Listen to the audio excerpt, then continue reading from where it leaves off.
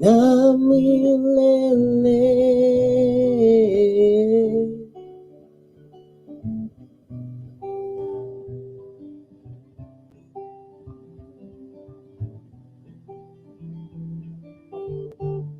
Kwa shangwe na kusifu ewe Bwana milele, na kusifu kwa shangwe na kusifu milele na milele.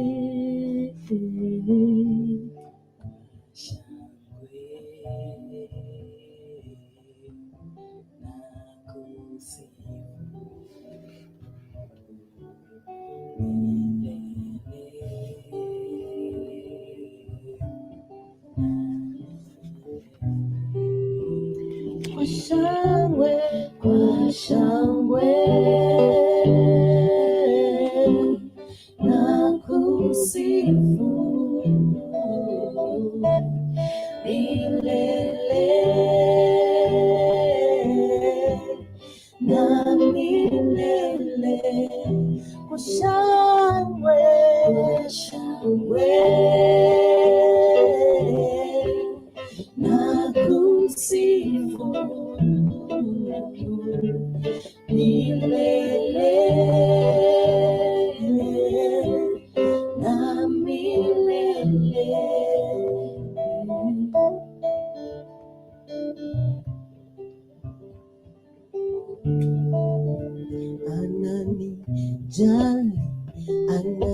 Ananijali, sitokubali kuzama kwenye maji.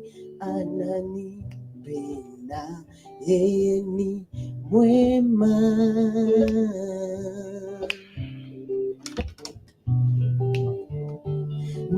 Nimeomba tena sio mara moja, kwa roho na kwa kweli, bali sijapata majibu yangu kuyaona. Nimeomba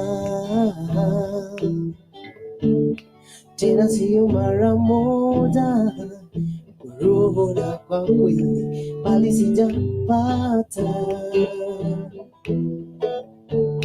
majibu yangu kuyaona. Adui shetani muongo asema ya kwamba Mwenyezi Mungu yeye hanijali, bali siwezi, sitomkubali. Ninayo hakikisho ya kwamba Mwenyezi Mungu ananijali, ananijali, sitokubali kuzama kwenye maji. Ananipenda, yeye ni mwema. Hey, ananijali Bwana, ananijali, ananijali, sitokubali kuzama kwenye maji. Ananipenda, yeye ni mwema.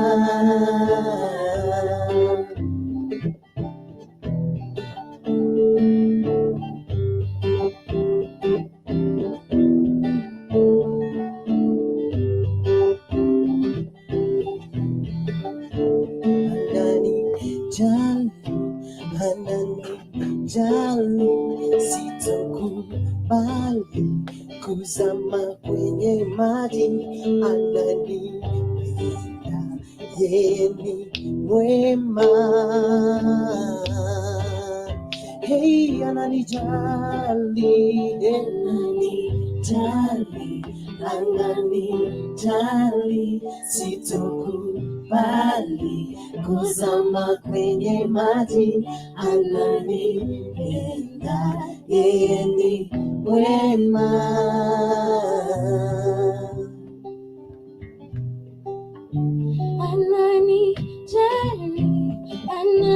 Ananijali, sitokubali kuzama kwenye maji. Ananipenda, yeye ni mwema.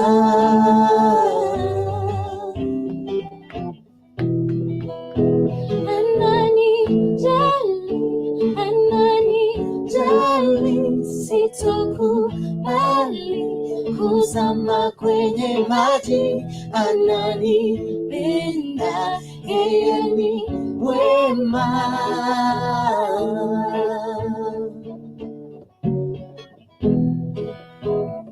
Wewe ndiwe, wewe ndiwe, wewe ndiwe mfalme mkuu.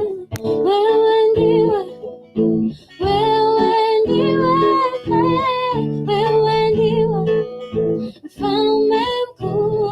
Wewe ndiwe, Wewe ndiwe, wewe ndiwe, wewe ndiwe mfalme mkuu. wewe ndiwe, Wewe ndiwe, wewe ndiwe, wewe ndiwe mfalme mkuu. nilikuwa nimekosa tumaini maishani, lakini Yesu akaniokoa. Nilikuwa nianguke, nipotee, lakini Yesu akaniokoa. Pigwa na butwa, nimeshanga, nimezubaa. Wema wako Bwana hauna kipimo. Pigwa na butwa, nimeshanga, nimezubaa. Nguvu zako Bwana hazina kipimo. Wewe ndiwe, wewe ndiwe, wewe ndiwe mfalme mkuu. wewe ndiwe, Wewe ndiwe, wewe ndiwe, wewe ndiwe mfalme mkuu. wewe ndiwe, Wewe ndiwe, wewe ndiwe, wewe ndiwe mfalme mkuu. shangwe na nderemo, furaha ya ajabu. Wewe umeniona Mwokozi wangu. Shangwe na nderemo, furaha ya ajabu. Wewe umeniona Mwokozi wangu. Shangwe na nderemo, furaha ya ajabu.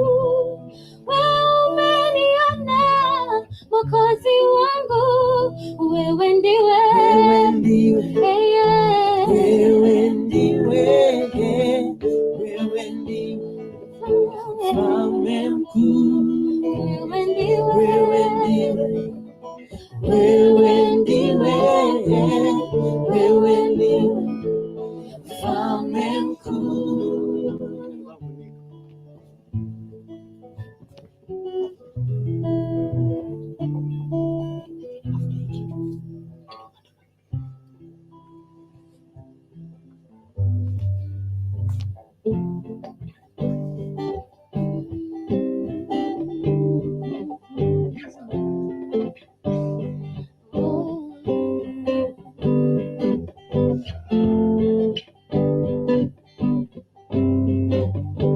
Mungu wa imani yangu,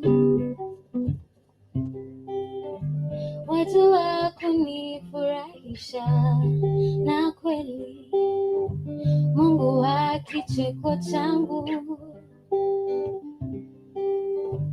watu wa kunichekesha, hawe Mungu wa amani yangu, watu wa kunipa amani na kweli, Mungu wa imani yangu, wajua kulinda wokovu wangu.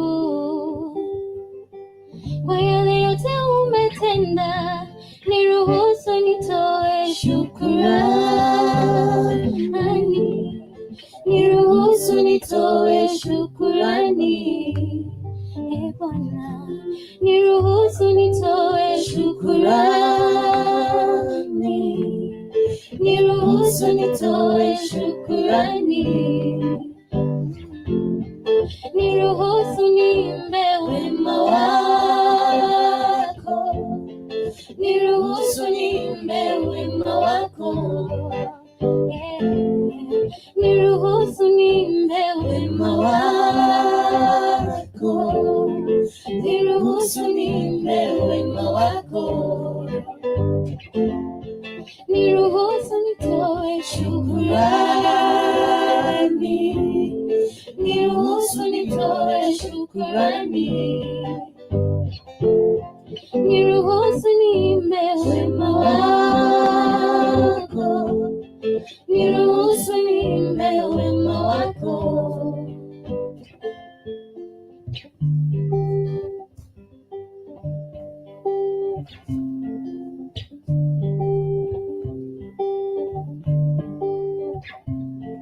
Niruhusu nitoe shukrani,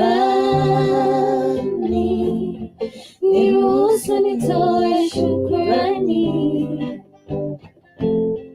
Niruhusu niimbe wema wako, niruhusu niimbe wema wako.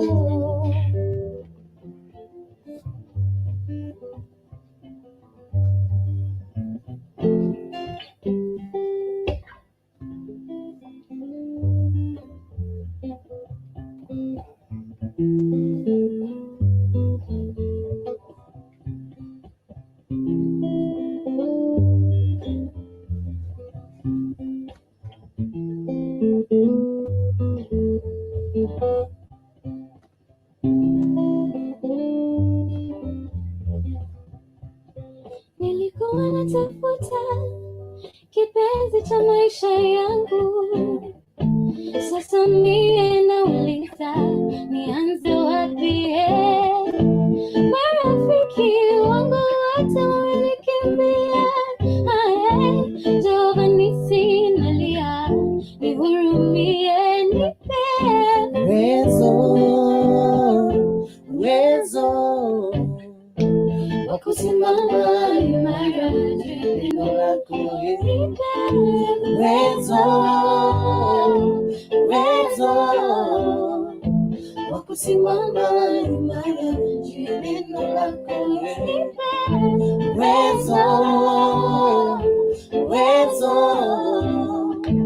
wa kusimama imara neno lako. Nilikuwa natafuta ukweli wa maisha yangu, sasa mie nauliza nianze wapi? Mateso mingi, shida mingi zimenisonga.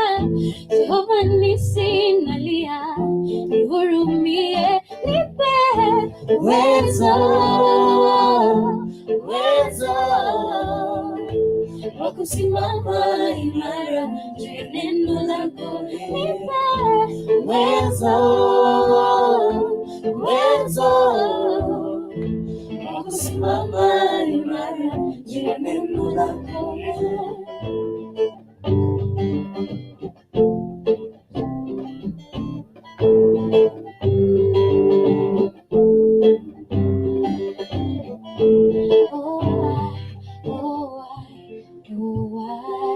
Karibu sana kwenye nyumba.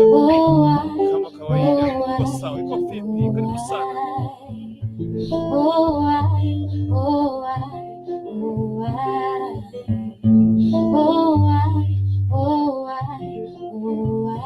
Nipe uwezo wa kusimama imara neno lako. Uwezo wakisimama imara juu ya neno lako. Nipe uwezo wa kusimama imara juu ya neno lako.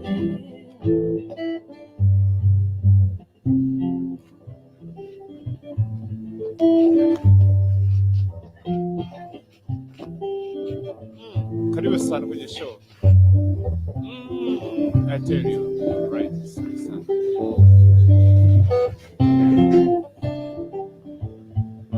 Right, sana. Iko sawa. Karibu sana kwenye nyumba. Kiswahili. Okay. Hao wanaitwa African Melody Band kwenye nyumba Uwezo. Wameteta tu pale Uwezo na vingine vitu mingi sana. I love these people. I love this band. I think tena tutawarejesha hivi karibuni tu hivi tutawaleta kwenye studio tena tupigie vitu moto sana. Napenda sana. I like it. Napenda sana. Ni African Melody vijana ambao wanajituma sana kutoka pale katika mji wa Kisii Town, wakiwa wanaongozwa na Mike, akiwa anaongozwa pia na wakishikiwa na dada yetu pale anaitwa na Trace Stacy. Na pale hadi nakuja wasema Uwezo kwa shangwe na nderemo zote ziko pale ndani. Nashukuru sana. Karibu sana kwenye show kama kawaida, na kukaribisha popote unapowakilisha mtu wangu, na kuambia kwamba nimeshafika ndani kabisa.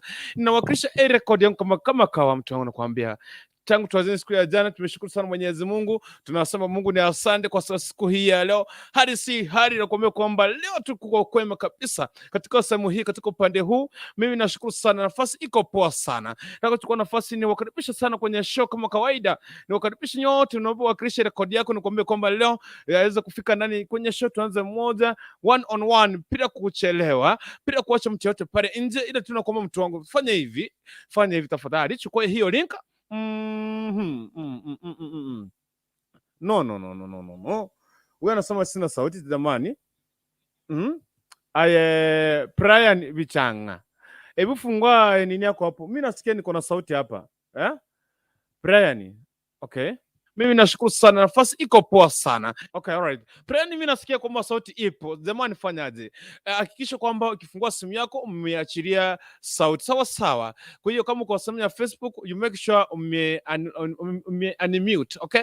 That's kwamba utakuwa unanipata live on the direct from home. Asante sana. Na pia pale sauti, yani watu wananipata. Sina servant Momanyi, if you get me right there, okay? Kama sauti iko poa, na kuambia kwamba fanya hivi mtumishi wa Mungu. Just prepare something for us before we start the show. Ikiwa imegonga 35 baada ya saa 4 Afrika Mashariki, tarehe 12 mwezi wa 10 mwaka 2021. Nashukuru sana Mwenyezi Mungu katika nafasi hii. Mimi niko mzima kabisa. Nashukuru sana Mwenyezi Mungu. Na kuambia kwamba ufanye hivi mtu wangu. Hakikisha kwamba umeweka watu wawili ndani, watatu ndani ya nyumba kama kawaida. Karibisha watu 935 na kupatia fursa hiyo wakilisha rekodi yako, wakilisha mahali ambapo unapowakilisha. Na pia leo nimekuandalia mchada wa siku hii ya leo. Nakwambia siku hizi wanawake wanaumia kuumia jamani. Lazima tuweze kufanya nini? Tuweze kufunzana mawili matatu kwenye nyumba. Sawa. Mimi muniruhusu nifanye hivi. Na nataka tu nisome haya maandiko, kisha baadaye naweka link hapa. Zina servant and any servant of God is there. Akuje hapa asungumze na sisi, alafu kisha baadaye tutakuwa tunajiria show live on direct. Nilikuwa nafungua mchada wa siku hii ya leo kama kawaida, tuweze kusidi mbele pamoja. Sawa. Kutoka kwake dada yetu anaitwa dada mkubwa, anasema kwamba samahani, naomba kusoma katika kitabu cha Romans Warumi 3 kuanzia mstari wa 3 mpaka mstari ule wa 7. Nataka kusoma hapa sasa hivi. Inasema hivi, maandiko yanasema hivi, kabla tujaanza mchada: for what if some did not believe? Will unbelief make the faithfulness of God without effect? Certainly not. Indeed, let God be true, but every man a liar, as it is written, that you may be justified in your words and may overcome when you are judged. 5. But if our unrighteousness, illustrates the righteousness of God, what shall we say? If God injusts who inflicts wrath, I speak as a man. 6. Certainly not. For then, how will God judge the world? Okay, may I repeat 6? Certainly not. For then, how will God judge the world? 7. For if the truth of God has increased through my life to his glory, Christ through my life to his glory, where am I also still judged as a sinner? Thank you. That's kutoka kwake dada yetu anaitwa dada yetu anaitwa dada mkubwa, anasema kwamba inawakilisha vizuri sana kutoka kitabu chake Romans 3:3 up to 7. Karibu sana kwenye show mtu wangu, nakwambia kwamba aliko sawa. In the next minute before ningie kwenye comment section, nataka kufanya hivi, nataka kuachilia link pale watumishi wakuja hapa. In the next 5 minutes, we want to hear from God. We want to hear from God. And if you feel like you can sing for us before we start the show, I would like to welcome you to the show live and direct. So first, iko pale tu kuambia kwamba tunapiga mpaka asubuhi alfajiri. Tunatoka hapa saa 9. Hatupanduki wala hatung'oki hapa. Hapa inashikilia ikuwakilisha kwenye nyumba. Kwenye nyumba hapa mimi tunaitwa Dennis aka Kukurikuntu aka Kurutu aka the only Kenyan man mwenye kuna sura wa Sudanisi na kwa Kenya. It is me only Kuntu. Karibu sana kwenye show mtu wangu nakwambia. So wale watumishi wa Mungu nimeweka hiyo link hapo. Nataka kupatiana line up. Nataka kupatia line up samahani. Baada ya kumalizana na mchungaji atakayeingia, sijui ni nani atakayekuja, aweze kutufungulia kwa neno na maombi. Tutaingia kwenye salamu kuwakilisha rekodi zetu. Baadaye tutaingia kwenye mjadala wa siku hii ya leo. So ndio tukaweze kusonga mbele pamoja. Usiogope. Kama wewe ni mgeni unatupata kupitia njia ya Facebook, karibu sana kwenye YouTube pale, subscribe on Kisi Hot TV, Kisi Hot TV. Na kama pia wewe unatufuatia kwenye YouTube, you can get us through Facebook at Kisi Hot TV FM. Asante sana. Asante sana. Asante sana. Hiyo link nimeweka pale, naongoza tu mtumishi wa Mungu akuje kutuanzia katika maombi ya siku hii ya leo kabla tujaanza show yetu ya siku hii ya leo. Na mimi nawapenda sana watazamaji wa Kisi Hot TV FM. Bila nyinyi hatungeweza kukua hapa. Mimi nafurahia sana nyinyi. Mnafanya sisi yani tunameta tunapata loud and clear kutoka sehemu ambapo mlipo. Karibu sana kwenye show mtu wangu nakwambia. Mimi naongoza kwa mtumishi wa Mungu. I'm waiting anybody. If you feel like you can sing for us and pray for us and preach for us for 5 minutes. Nafasi ipo kwako mtu wangu nakwambia. Nafasi ipo kwako sasa hivi. Ikisha baadaye tufanye hivi ndio tukaweza kuanza kwenye mjadala, tuwakilishe ile kodi zetu, tusalimiane mawili matatu. Sawa sawa. I see you all guys and I want to welcome kwenye show. So I'm waiting. Hapa okay, sawa. Sina servant kuna mimi hapa. Wote nimleta hapa. Siji kama naomba tu network, Mungu kasaidia network yake. Sana. Sina servant, unmute your mic tafadhali ndio tukaweze ku yes. Fungua na microphone pia, naona pale network itakubali pia. Yes.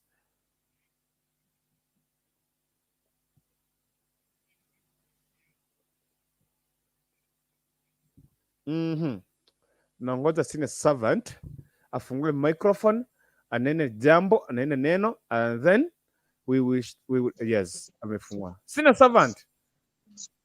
Access. Amen. Naona stima yangu imeenda.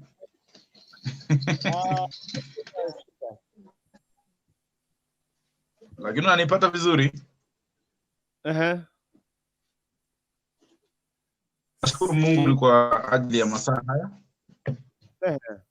Leo niko giza, stima yangu imeenda pande hii, lakini sasa najua tu yes. Ni andiko, umepana wakati wa kusoma andiko. Majina yangu naitwa Senior Servant, testimonies. Ningependa tuombe ili tusome andiko jioni ya leo. Baba, katika jina la Yesu Kristo, asante ni kwa ajili ya mtazamaji wetu wa siku ya leo pamoja na Kisi FM. Na wakabidhi mbele zako tunaposoma andiko, Roho wako Mtakatifu akaweze kutuandaa katika jina la Yesu Kristo. Amen. Ningependa niweze kusoma andiko from the book of Psalms chapter 125 from verse number 1 to verse number 4. And the Bible reads that those who trust in the Lord are like Mount Zion, which cannot be shaken but endures forever. As the mountains surround Jerusalem, so the Lord surrounds his people, both now and forevermore. Hata kama tutaachia hapo ya kwamba wale ambao wanaweza kumwamini Mwenyezi Mungu, yeye huwa anawazunguka na kuwapa protection ambayo hakuna chochote kinaweza kuingia katika maisha yao kikaribu maisha yao. Meaning, kama unaweza ukamtrust ama kuingia katika Mwenyezi Mungu, there's some things that you escape from. Yani you get an escape route out of the protection that you get from the Lord Jesus Christ. So ikiwa unaweza kumtrust, ni kumaanisha kwamba hata kama ni mgonjwa, hata kama ni kuendewa kwa wachawi, hata kama ni kuendewa kwa waganga, the protection that comes from the Lord, it endures forever. And this one comes out of what the Lord can do to you. So out of the Spirit of the Lord and out of the protection that he can give you a full protection, so that there is nothing inaweza ikatoka nje ikaweza kuingia katika maisha yako. That is what the Bible says in chapter number 3, that the scepter of the wicked will not remain over the land allotted to the righteous, for then the righteous might use their hand to do evil. So it wants us, wale ambao watu wameokoka na kusema ya kwamba Mungu kweli imeweza kuingia katika maisha yako. You know, the first thing that David says is ya kwamba if anything that one from the Lord Jesus Christ, you need number one to trust him. Meaning, kama unataka kufanya kitu, hata kama ni mfanyikazi, I was telling some people here, kama unataka hata mfanyikazi kufanya kazi aweze kukutrust, na lazima uweze kuweka hiyo ndani yake, sio yeye aweke ndani yako. Trust kwanza inaanza kutoka kwa wewe mfanyikazi. If he trusts you, if he sees that he can trust you, the trust now comes. So inapoingia trust ndani yake, ni kumaanisha kuna mambo mengi, hata kama kuna kitu kinaweza kikakupiga katika hiyo kazi, hawezi kubali mtu akakuingilia. Equally with the Lord, kuna vitu hawezi kubali ziweze kuingia katika maisha yako. Kama mchawi anauondoa. That is why the book of Isaiah says 54 chapter number 54:17, it says that no weapon that is fashioned against any man that can prosper. This only can happen if you build the trust of God in you. Haya yote ikiwa unaweza kuweka trust kuwe ndani yake, juu ya maisha yako, hakuna kile ambacho kinaweza kuingia katika maisha yako. So Mungu anasema ya kwamba in Ephesians chapter number 6 verse number 10, ya kwamba we need now to put on the full armor of God, tuweze kuwa tayari ndio tuweze kupigana vita, kwa maana vita zile tunazopigana sio vita vya nyama au damu, ni vita vya kiroho, kwa maana kuna roho ndani ya mtu ambaye anaconnect physical world to the spiritual world. Hallelujah. So ikiwa mtu anataka kuingia katika mambo ya protection from the Lord, you need to put trust iwe ndani yako, iweze kukutrust. Akishakutrust, no protection comes, hakuna kitu itaingia, hakuna magonjwa itaingia, hata kama kuna kitu chochote kitaingizwa katika maisha yako, kinapewa na nguvu za radhi ya Mungu, kinachomeka na kukwisha katika jina la Yesu. Ningependa niweze kusoma last that is verse number 4, that do good, O Lord, to those who are good, to those who are upright in heart. David says that Mungu aweze kutenda mazuri kule ambao ni wazuri.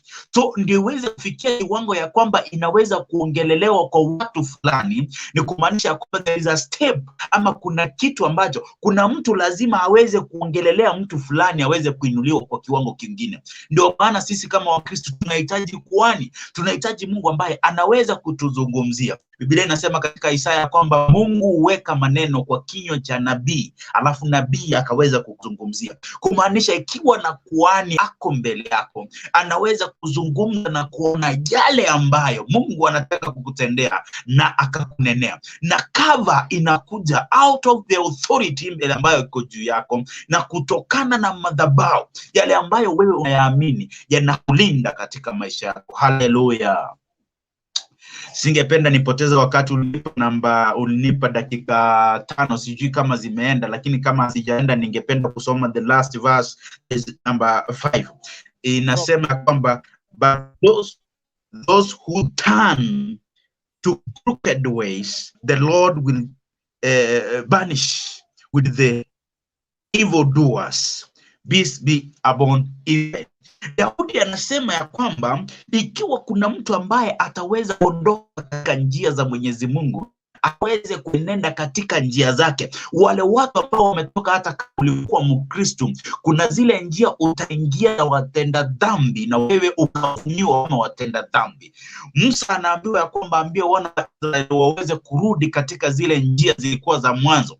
Isaiah inasema ya kwamba unless you people turn to my ways, otherwise you will perish. Kumaanisha kwamba ikiwa zile njia za mwanzo hauwezi ukazirudia zile Mungu alizoweka msingi, the foundation, a very important point for a Christian, ya kwamba ule msingi uliowekwa kwa ajili ya Ukristo wako ukaweze kurudia na Mungu hata kuacha. So unapoingia katika misingi na kusema ya kwamba what the Lord expects you to do, the Bible says that he hates, you should hate what he hates. You should love what he loves. So ikiwa unaanza kuenenda kwa njia hizo ambazo wewe unapenda kile ambacho Mungu anakipenda, kumaanisha kwamba you are the line of the Lord, and your foundation in Christianity must be strong. Na kuwa strong ni kumaanisha kwamba uko na altar ama madhabahu ambayo yanakuongelea, na madhabahu lazima yawe strong. Not every altar, listen to that, not every altar that cannot, any altar that can stand in for somebody. Madhabahu yanaweza kusimama kwa Mungu, kwa mtu, hata kanisa. Kuna kazi zingine ndogo, kuna madhabahu ambayo, so you need to submit and get to a stronger altar that can communicate. You know, the communication, the only link that we need to create is the link that can enable you. Yule mtu ambaye ako ndani yako aliyekuwa mfano wa mtu, yani kwa hii nyama ambayo tunaiona sasa hivi, the spirit that is new. In Genesis says ya kwamba walipokuwa naumba Adam na Eve akawabulizia. So the spirit that was put in a person, hiyo ndio Mungu ako interested nayo. Kwa maana hata mtu akakuua leo, ile roho iko ndani bado inaendelea kudumu. So if your spirit is well connected, it has a good connection, it has a good link with the Lord who is the creator, then kumaanisha kwamba hata ufalme wa mbingu, hata kingdom ya Mwenyezi Mungu unaweza ukaingia. Ningependa niweze kuomba kwa sababu naona kama yangu yanakimbia, sijui kama masaa yamekimbia ama. Yes, senior servant. Yes. Nimekuongeza dakika 3 umalizie hiyo neno la Mungu. Sitaki kukukatisha. Yeah, thank you very much. So the evildoers ni wale watu ambao wamepotoka kutoka kwa njia ya Mwenyezi Mungu na kuweza kusema kwa sasa sisi tumeingia. Unajua ya kwamba wakati mwingine inafika ya kwamba mtu anasema kwani nilipoingia kwa kutumia yote nimeweza kufanya nini? Mungu can tell there is a difference between testing you and tempting you. Temptation inaingia kwa ajili ya kuona kama unaweza ukavuka kiwango fulani, lakini test inakuendelea kumove a step ile ambayo Mungu anataka uweze kuenenda. So unaweza ukaingizwa katika hali ya kuingia katika wale watenda dhambi ikiwa hauwezi ukachunga, ikiwa hauwezi ukalinda, hasa kama wakati huu wa mwisho. Unajua huu wakati tumefika sasa, tunaweza kuona ufunuo wa Yohana unapotimia. Tunaweza kuona yale mambo yaliyokuwa naongewa na wale watumishi wa Mungu ambao walisema kwamba some things that happen. Hizo vitu tumeanza kuziona sasa. Na when that time comes, kuna watu watajitokeza wengi, kuna maprofeti watakuja kwa uongo, kuna wale watakuwa wakisema kwamba wao ndio wanamjua Mungu. Lakini hata kama unahudumu katika kanisa gani, hata kama unahudhuria ama unashiriki katika kanisa, iwe ni SDA, iwe ni Catholic, iwe ni PSC, ama kama kuna CAT, sijui nini, hizo zote ni majina ya kutofautisha ambapo unaenda. Kama mtu anavyoitwa James, mwingine anaitwa David, lakini the spirit that is in you ni ile moja tu iliyoumbwa na Mwenyezi Mungu. So when that time comes, haitakuwa ya kwamba wewe ulikuwa SDA ukaenda hivi. So ikiwa kufika sasa kuna mtu ambaye anashikilia mambo ya dini na kusema kwamba inaweza ikamsongesha mahali, you are lost my brother, you are lost my sister, you need to come back and receive the Holy Spirit, because the Bible says in the book of Philippians that it's through the Holy Spirit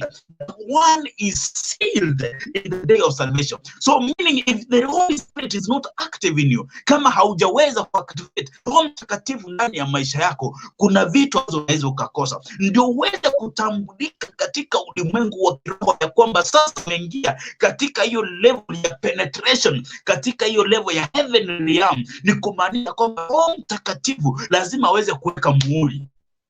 Roho Mtakatifu anapoweka muhuri maanisha kwamba kuna mambo sasa katika ulimwengu wa kiroho unaweza kupigana nayo, na hii kifunguliwa ukifikia hapo, if it's a command that you can give to the spirit, any devil and demon inaweka ondoka jina la Yesu Kristo. The Bible says in Proverbs ya kwamba maneno yanayotoka katika ulimi yanaweza kuwa mazuri ama mabaya, yanaweza kuwa yanatenda vitu vizuri ama vibaya. So the command that comes out of our mouth, is filled with the Holy Spirit, then it means ya kwamba the power of the Lord has come and descended to our people, ili waweze kuweza kucommand, wawe na hiyo commanding authority.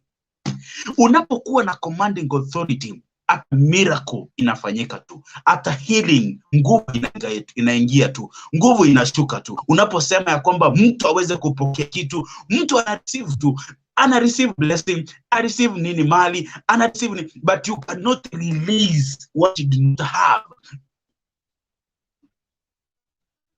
Ndio anasema ya kwamba ndio uweze kuachilia kitu, lazima uwe wewe mwenyewe umekipokea ndani yako.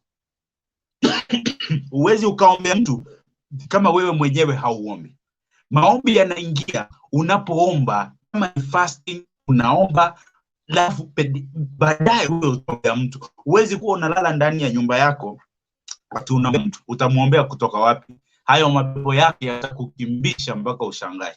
Ndio maana unaona watu wengine tunaenda msituni kulala huku. Tunalala kwa sababu hatuna kitanda za kulala? No, we sleep there because there is a level tunataka kuenda. Uwezi ombea pepo ambayo iko juu yako, lazima ombee kitu ambayo iko ndani yako, kirelease then inaondoka. Najua kwamba the Lord, a good Lord, has spoken to somebody this night ya kwamba you need to strengthen your spirit that is in you, so that when the connection and link comes, Mwenyezi Mungu anaweza easily communicate to you. Nipenda niweze kuomba kwa sababu najua ya kwamba dakika zangu 3 zimeisha, sijui kama zimeisha, lakini ningependa niweze kuombea mtu katika jina la Yesu. And I know that the Lord is going to do something to somebody this evening. I know whoever who's watching this TV right now, and whoever who's listening to Kissing Out FM right now, as I'm speaking to you right now, the Lord, if we put a trust in him, there is something great is going to do to you in the name of Jesus.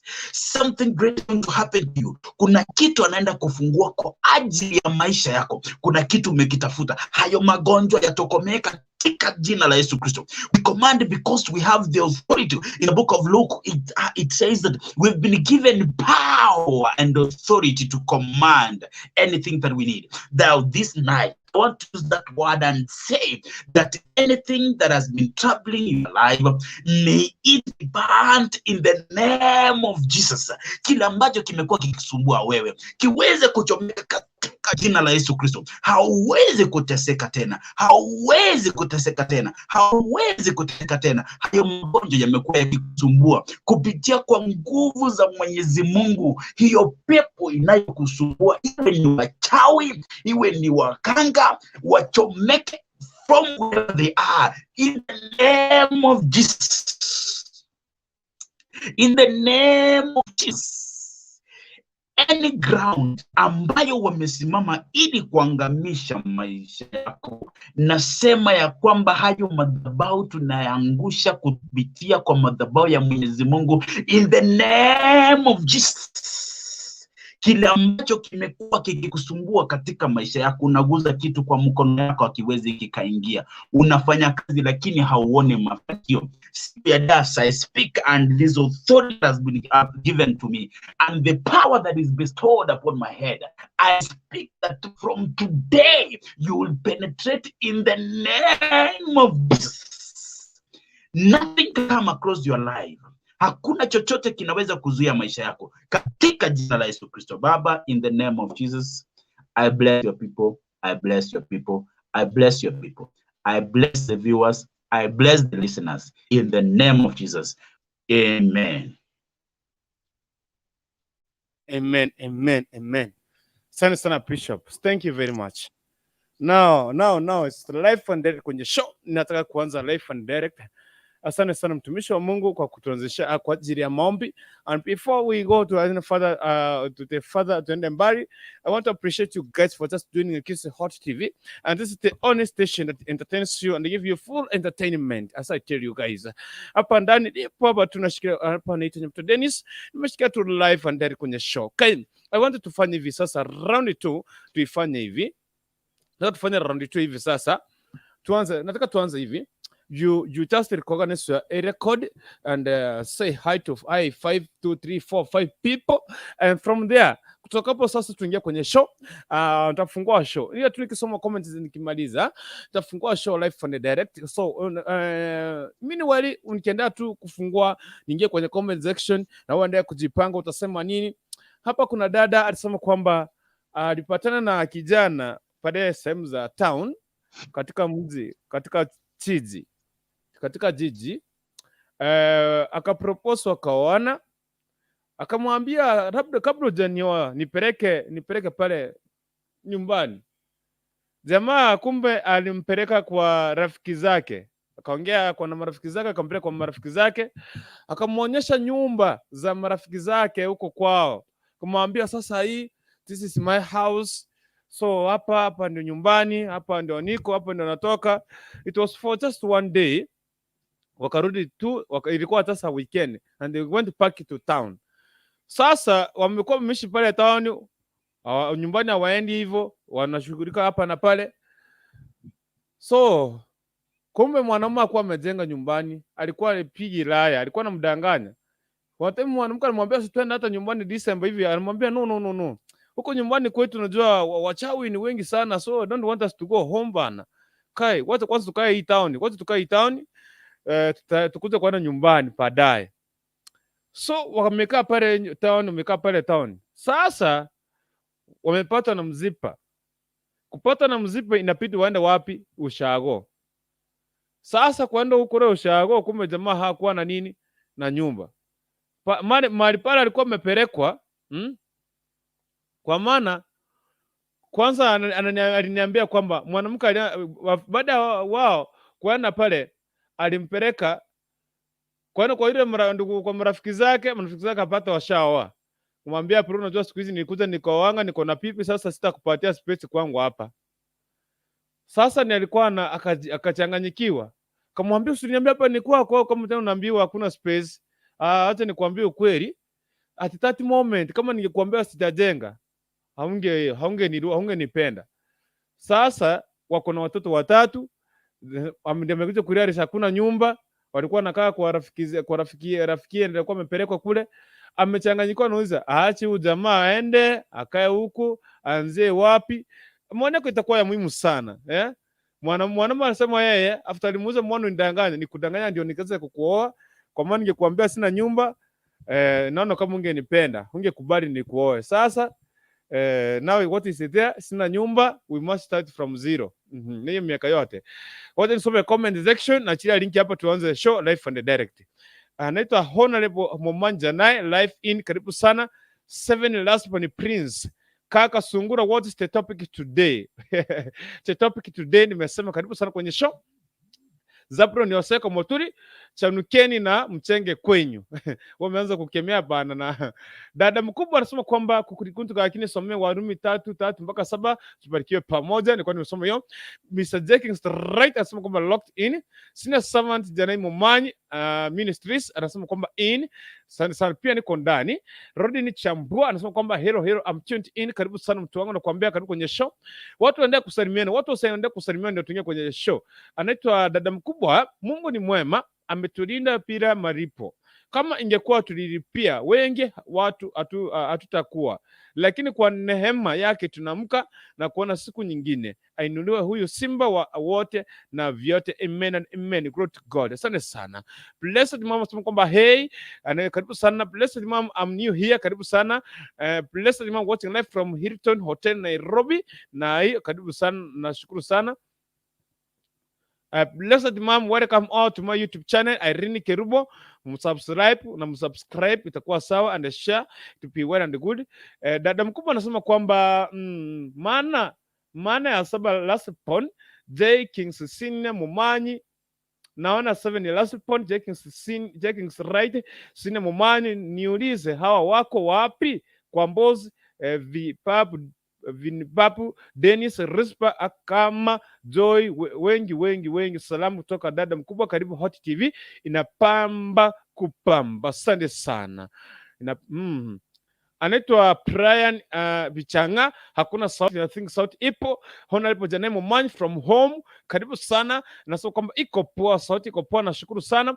Anaitwa dada mkubwa, sauti nzuri sana, nashukuru sana mtu wangu. Hona lipo Janai Momanyi, audio clear and audible, nashukuru sana.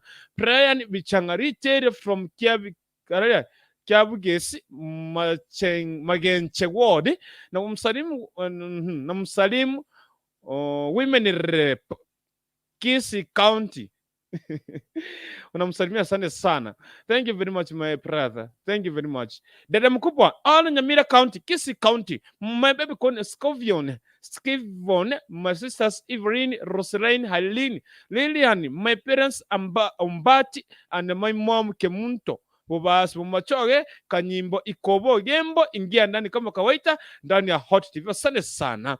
Anaitwa Elda Nyangaresa, anambia kwamba niko ndani, ndio kuingia, karibu sana mtu wangu. Anaitwa Okino Lamek, Machako Sindani inawakilisha mtu wangu. Asante sana Machako, Macha inawakilisha. Asante sana. Alfred mtu wako Fepi mtu wangu. Anaitwa Lilian Omwenga, anasema kwamba hello, karibu sana Lili Omwenga kwenye show kama kawaida. Dada mkubwa, ukweli mtumizi wa Mungu ongezewa, utapadilisha wengi. Very true. Amen and amen. Asante sana.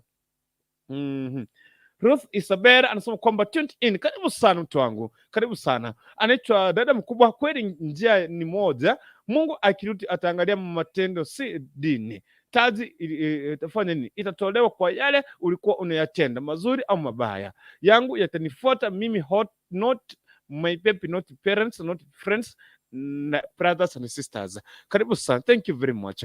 Dada mkubwa, amen and amen and amen. Asante sana. Stacy Kwamboka, hello to you Stacy Kwamboka, karibu sana kwenye show. Dada mkubwa, wewe endelea kucheka hapa na nyinyi mnadanganywa hapa. Dada mkubwa, hakuna shida hapo, kichana alikuwa sawa, wafanye kazi wachenge. Asante sana. We love watching live from Magena inawakilisha ndani. Now back to the normal studio, back to the normal routine, back to the topic. Watu wa sasa nataka kuwakaribisha kwenye show. Karibu sana kwenye show sasa. I want to give the free opportunity now to come and comment and come and share with us. Tuweze kusaidia dada brother yetu na dada yetu. Baada ya wao wamekaa zaidi ya miaka 8.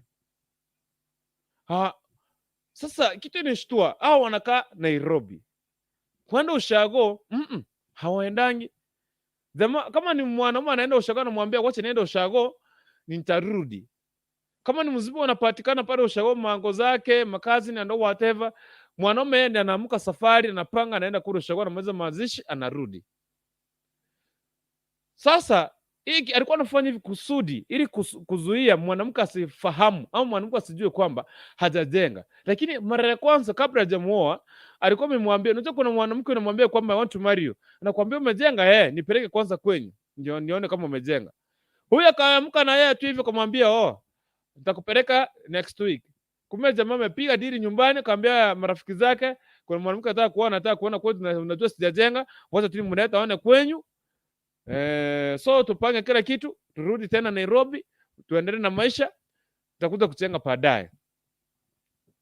So after mwanamke kupeleka akaona pale akafurahia akasema, "Hey, you have a beautiful house." Anamwambia you have a beautiful house na nyumba si yake ni mwenyewe. Kumwambia, unajua nyumba nilijenga sana, nilikuwa nimeshitraka kujenga bana, nilikuwa nalala njaa." Mpaka mwanamke kumwambia pole sweetheart, pole. So wakarudi wakaanza maisha. Sasa it is now zaidi ya miaka 8.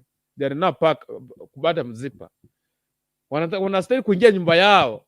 Si yao. Lakini sasa kurudi. Mwenye alikuwa na hosi jamani mwambie hapana, nilikuja nikaoa sasa na niko na mtoto, so brother yangu sijui siwezi kuhost kwa nyumba yangu, si niko na pipi. So what you is there, jitafutie ndugu yangu. Na mwanamke alishtuka kai, kumbe ilikuwa nyumba yako bana. Sasa ndio anuza jamani. Mimi nilidanganywa, nimekaa pale, nisijui nikaa mjinga, nifanye nini? Niamke niende nimwachie watoto ajenga ndio nirudi? Ama tungangana tujenga pamoja ndio tuishi? Ushauri wako karibu sana kwenye nyumba ndani ya Kisi Hot TV. Wacha nikupatie link. Na tuanze mjadala live na direct. Imeonga saa ngapi? Sina sababu tumeona hapa na nataka tuanze mjadala tafadhali.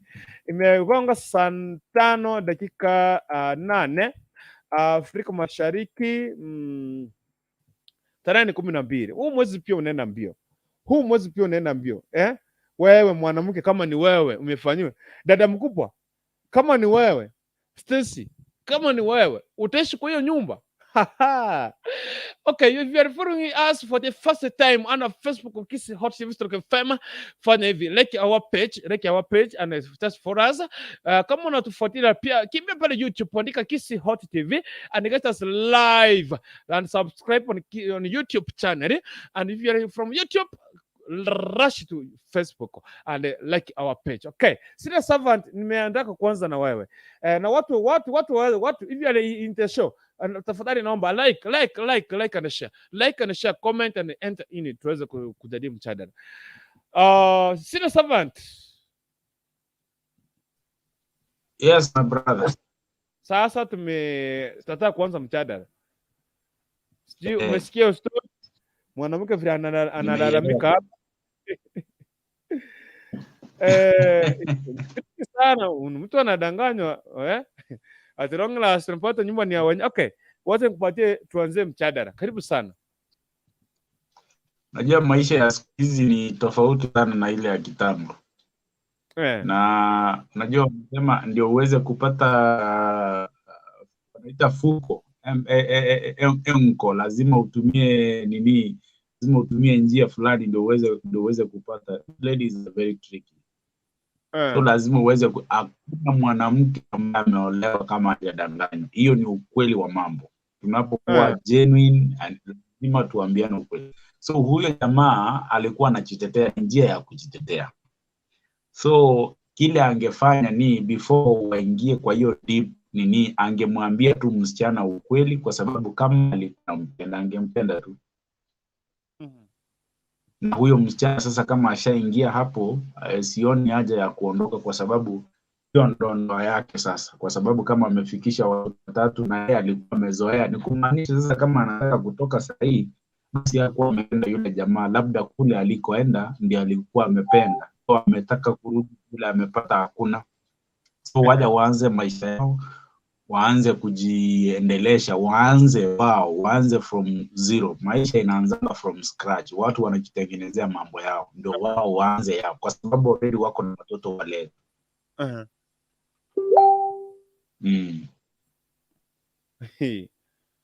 Si mwana siaende kwanza ndi jamani ajenge ni arudi, usiadanganywe. Hakuna haja ya kuenda, kwa sababu sasa si watengeneze wote. Kwa nini basi akifukuzwa aseme nigawie mali at 50-50, watu wanaenda pale wanaanza kukimbia kwa koti? Wote watengeneze wote, kama ni kuenda kwa kufanya kibarua, kufanya nini, watengeneze vitu zao wote wakiwa pamoja, kwa sababu already they are in. The Bible says whatever imeweza kufungwa katika ulimwengu huu imefungwa hata mbinguni. So huyo ndiye watu na waweze kuendelea na yeye. Yes. Mimi hapa sikubaliane na wewe. Jamaa mbona idanganya na alikuwa anapeleka mwingine. Yaani more worse, alimpeleka mpaka kwa wenyewe. Anamwambia, do you know this house? Unajua aliniambia, alimweleza akamwambia, hii nyumba pete ni struggle sana. Ni struggle kujenga hii nyumba. Baridi ilinipiga nikalala njaa. Nikajenga hii nyumba lakini sasa nashukuru sana, wewe ingia tu ndani utulie. Unajua njia ni mingi. We've seen such scenarios zenye mtu anapeleka mtu kwa mwenyewe, anabadilisha mpaka picha za ukuta, anasema hapa ni kwangu, lakini at the end of the day unapata kwamba si kwako. Lakini unajua kuna ile the 60 sense inaweza kukuambia hata kama niko hapa, there is a way vitu ziko. So I can only advise ladies ya kwamba when you get to such a need, to such relationships, kitu ya kwanza unafaa kufanya, hata ukifika kwa hiyo nyumba, wewe mwambie tu nipatie slippers. Ukiona hapati slippers kwake, basi hapo si kwake. You need to look for unastahili ufike kwa nyumba mwambie, nataka kupika, nisaidie sufuria. Unaweza pata anakuambia mimi sipendi kupika na sufuria ziko hapa. Ama umwambie nisaidie nataka kubadilisha, si unipe t-shirt moja niweze kuvaa. Ukipata akupatii, basi jua kwamba hapo uko at the wrong place. Okay. Wanawake wanasikia kweli. Jenes Kwamboka, hello, karibu sana. Jenes Kwamboka, watie PD wajenge nyumba, waache kusembea. Dada mkubwa, no problem. Kama wako na pesa watakusanya polepole wachenge. Wengi wamedanganywa, like mimi nilidanganywa gari nikapata hakuna. Nilikaa hiyo nimeacha gari kuliko wacha ati mwana gari kuja kukuchukua kutoka kwenyu kama gari iko dada mkubwa. Kumbe si nyuma mpaka gari watu wanadanganywa. Si unaambia mtu ulikuwa wapi kiza gari, ama alikuwa amekuja na gari ya wenyewe? Dada mkubwa alikuwa aje? Alikuambia kuna gari ama alikuja na gari ya wenyewe akakwambia ni yake? Sijui, sifahamu. Jenes Kwamboka, hiyo ni njia moja ya kuoa wanawake. Kuoa wanawake wengi huwa wakisikia hauna nyumba wanatoroka. Kai. Sina servant, makofi pastor, mimi ni mke. Hakuna kuanza maisha yako ni vizuri. Si uende upate mwoko gosana ogotebi amatabori noma eteri igori kitanda vikombe viti na nani alipanda, wacha mambo. Okay. Anyway, sana. Yani kumbe watu mnadanganya mpaka gari. Anyway. Hii ni topic hii we want to kusaidia. Wewe nani Kwamboka, wewe umedanganywa hivyo? Kwamboka, umewahi danganywa hivyo? Kwamboka, umewahi danganywa? Umewahi danganywa kwamba anyway, hii kitu imenifurahisha sana. I'm very much happy. Kai. Alikuja nayo mahali tulikutana. Huyu sasa yeye mtu alikuja na gari ya wenyewe. Kwa mfano niende niombe gari, niende naye, nimwambie gari unajua ni yangu. Sasa unajua wewe dada mkubwa ni vile utaki kukuja hapa ndani. Ungetuambia how was it? Yes, alikuambia gari ni yake.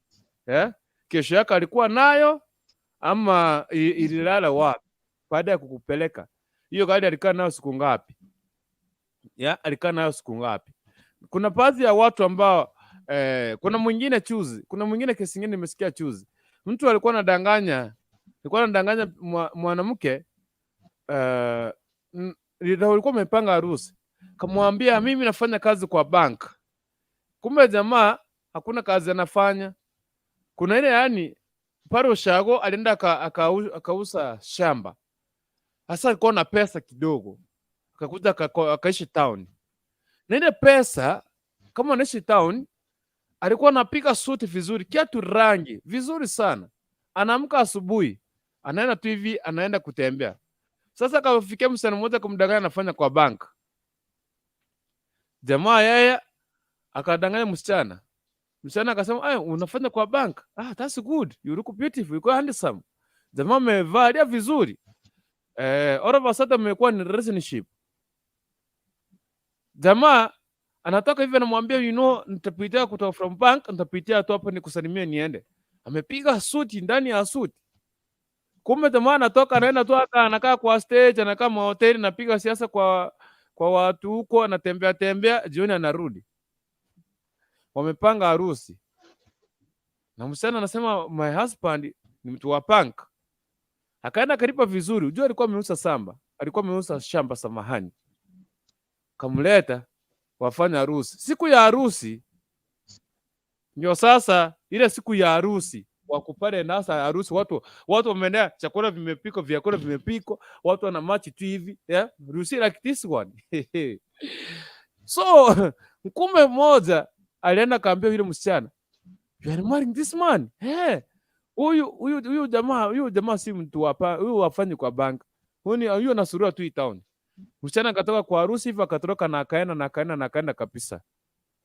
Akaenda na ile gauni ya harusi.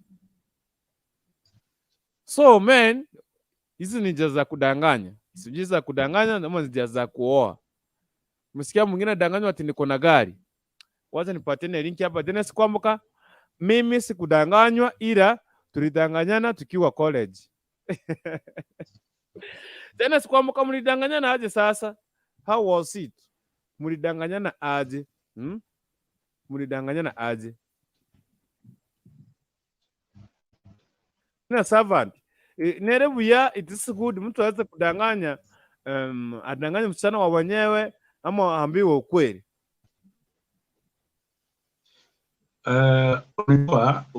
Kile kinatupoteza ni kwamba we need, before we get to relationship, what people should understand is there are some things that a person should consider before uweze kuingia katika relationship.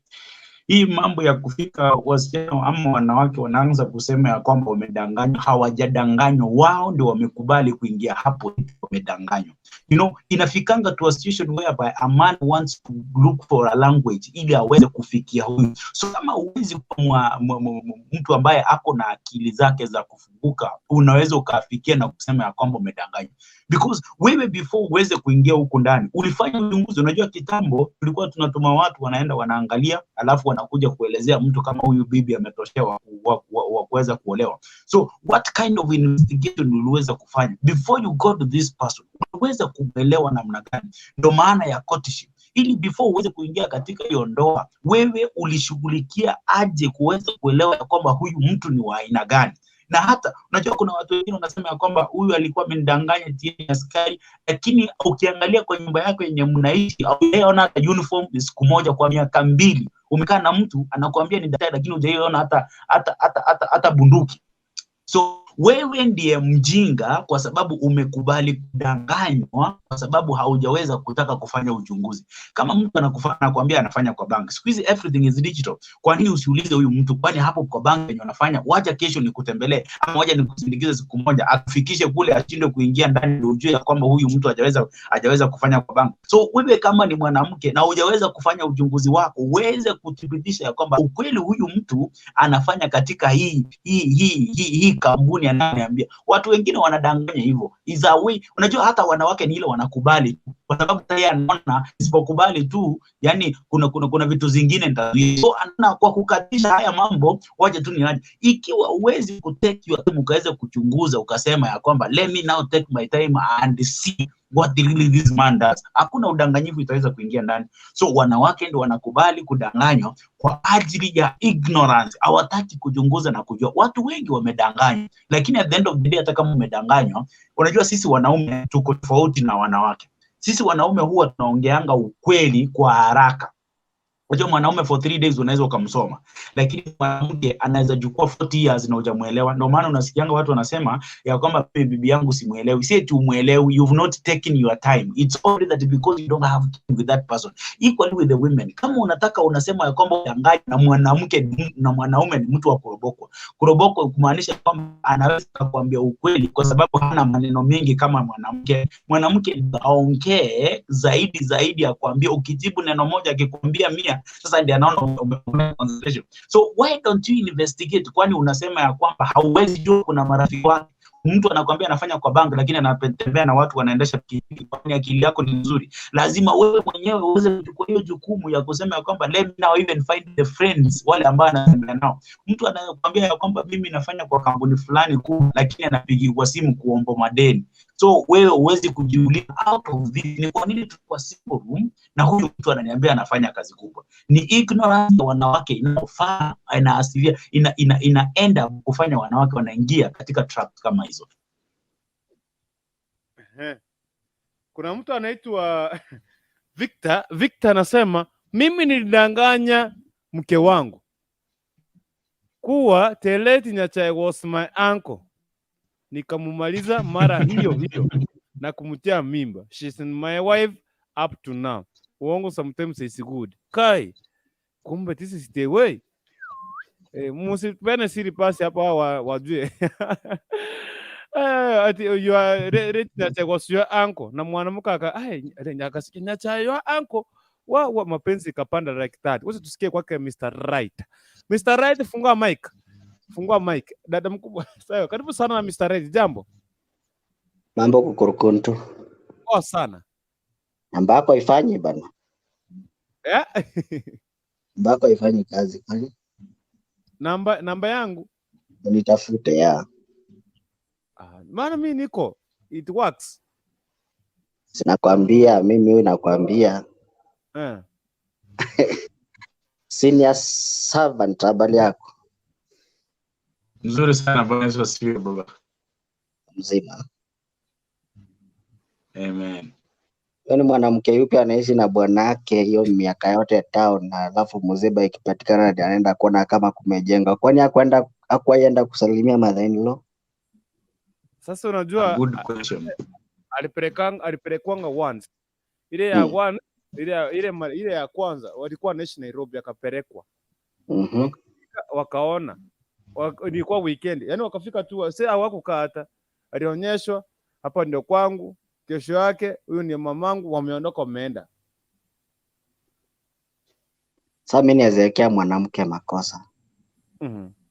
Kwa sababu obvious boma yenye umeoleka unafaa ukitembea kwa hiyo boma gradually. Si atu wakati Mziba imepatikana ndio unaenda kwa boma. Utajuaje watu wa hiyo boma kama wanakupenda ama hawakupendi? Haya, na iko kaka town hadi sasa Mziba ndio inatupeleka nyumbani pia ni tabia mbaya. So sometimes let us go say thanks to the person who gave birth to that husband. Wewe umekaa tu na mwanaume unajua alizaliwa lakini mwenye alimzaa hutaki kumjua. Ujue kama yaendelea vipi. Utajenga labda hata mwenye huyo jamaa mwenyewe kwa na pesa, so ni mwanamke angempush wajenge.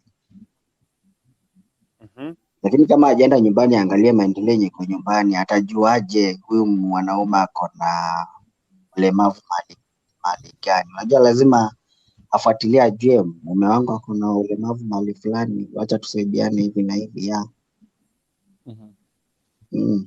Si alipelekanga ile mara ya kwanza unajua.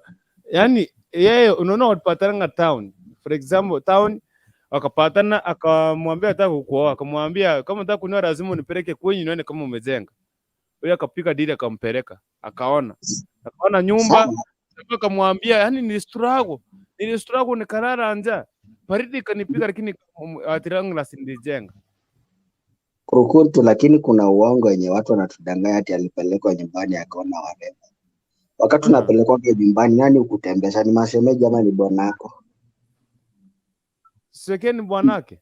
Si mashemeji ndo anakushikaga mkono, bwanako sasa yako busy kwa sababu anashughulika na wageni wake wenye wako hapo whatever. Mashemeji ndo anakushika mkono na kuambia hapa ndio kwako, pale ndio kwetu, pale ndio kwa uncle yako, hapa ndio kwa nyanya. Sasa yeye akituambia ati alipelekwa na bwanaka akamwonyesha ndio hii nyumba, hiyo ni uongo. Ni mwanamke mwenye alikuja tu for sleepover na kaenda, so inaweza kuwa na haja ya kujua hiyo compound inakaaje. Kwa sababu hizi niambia mtu ana masista ama cousins wenye walimfika karibu. Na uwezi onyeshwa ati nyumba ya fulani na ukubali yeye nyumba yangu na hujafunguliwa nyumba ingie ndani aje. Sasa nyumba ni yake aje? You know Mr. Right, walilala. Huyu jamaa kumbe aliongea na huyu rafiki yake. Akamwambia mwanamke anataka kuoa kama niambie nimuonyeshe kwetu. So tutakuta tulale kwako. So kesho tutatoka. Asubuhi So tutatoka. that means nyumba yenye alipelekwa ilikuwa boma tofauti na hiyo yenye alikuwa ameoleka. Yeah, si kwao. Alipeleka nyumba ya kazini yake jirani. Akaonyesha hapa kwetu, this is the house nilijenga hapa, sasa ndio kwako, feel at home. Wakalala asubuhi, wakaamka, wakarejea Nairobi. It was on a weekend. Na alipoamka asubuhi alikuwa apigie mother-in-law kwa heri. Alimpigia kwa heri akiwa upande gani? Upande wa marafiki ama upande wa kwao nyumbani? Sasa huku ilikuwa ni deal. Kila kitu ilikuwa ni deal. Hata mwenye aliletewa mother-in-law si mother-in-law mwenye amemiti kienda mazishi. Alimiti mother-in-law tofauti. Unaona? Mwenye kwa mpigwa deal kwa utasema you are mother-in-law and or whatever. Unaona? Hakuwa Sasa blessed mom, umeona tu jite Debbie. Blessed mom, huyo ni Debbie. Mr. Right ni Debbie. Hebu nifungue kamera. Kwani nafikiria ni blessed mom? Hapana, ni vile tumeweka profile zenye ziko the same. Tuko watu kama 10. Naona organization imeanzisha. Si blessed mom. Mtuitie mbuzi. Haya ni poa, mimi nimepata hiyo topic vizuri. Sasa ambie mwanamke atafanya nini? Atoke, aongoze jamaa ajenge ama afanye nini? Hapana. Asaidie mwanaume wake kujenga, achi ujinga. Kwani akitoka hiyo nguvu ya kujenga itatoka wapi kama wakati hakuwa haijajenga? Si amsaidie wajenge basi waishi vile anataka. Alikuwa amedanganywa. Mimi namwambia sawa, alikuwa amedanganywa, but always we do for the first approach we do cheat. Huwezi sema kila kitu ukweli. So akubali hiyo ilikuwa uongo, lakini wanaweza rekebisha kwake kusaidia mwanaume wake kujenga ndio ajenge boma lao. Lakini akisema anatoka sifa amevunja ile ndoa, huyu atenda danganye mwingine amulete hivyo venye alimuleta. Nani atakuwa amelusa? Si ni yeye? Yeah. Mimi namwambia atoka aende. Kwa nini? Reason ya kumwambia atoka aende ni gani? Mbona lidanganywa? Always men we use that. Okay. Sasa mwingine hapa lidanganywa jamaa kuna gari akaenda na gari pale kufika kumbe gari si yake. Huyo wa gari alikuwa mjinga kwa sababu hata haya siku hizi tunafanya one month. Na utafikiri ni yangu nikwambia imeharibika imeenda kwa mechanic. Bado tunaenda kwa mechanic kucheck kama iko huko.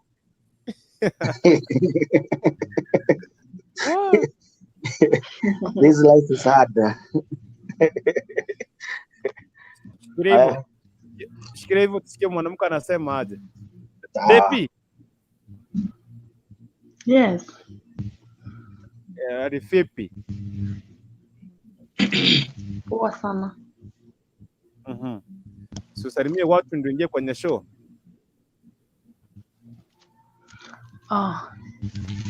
Na wasalimu nyote mwenye mko kwa studio na mashabiki mko nje.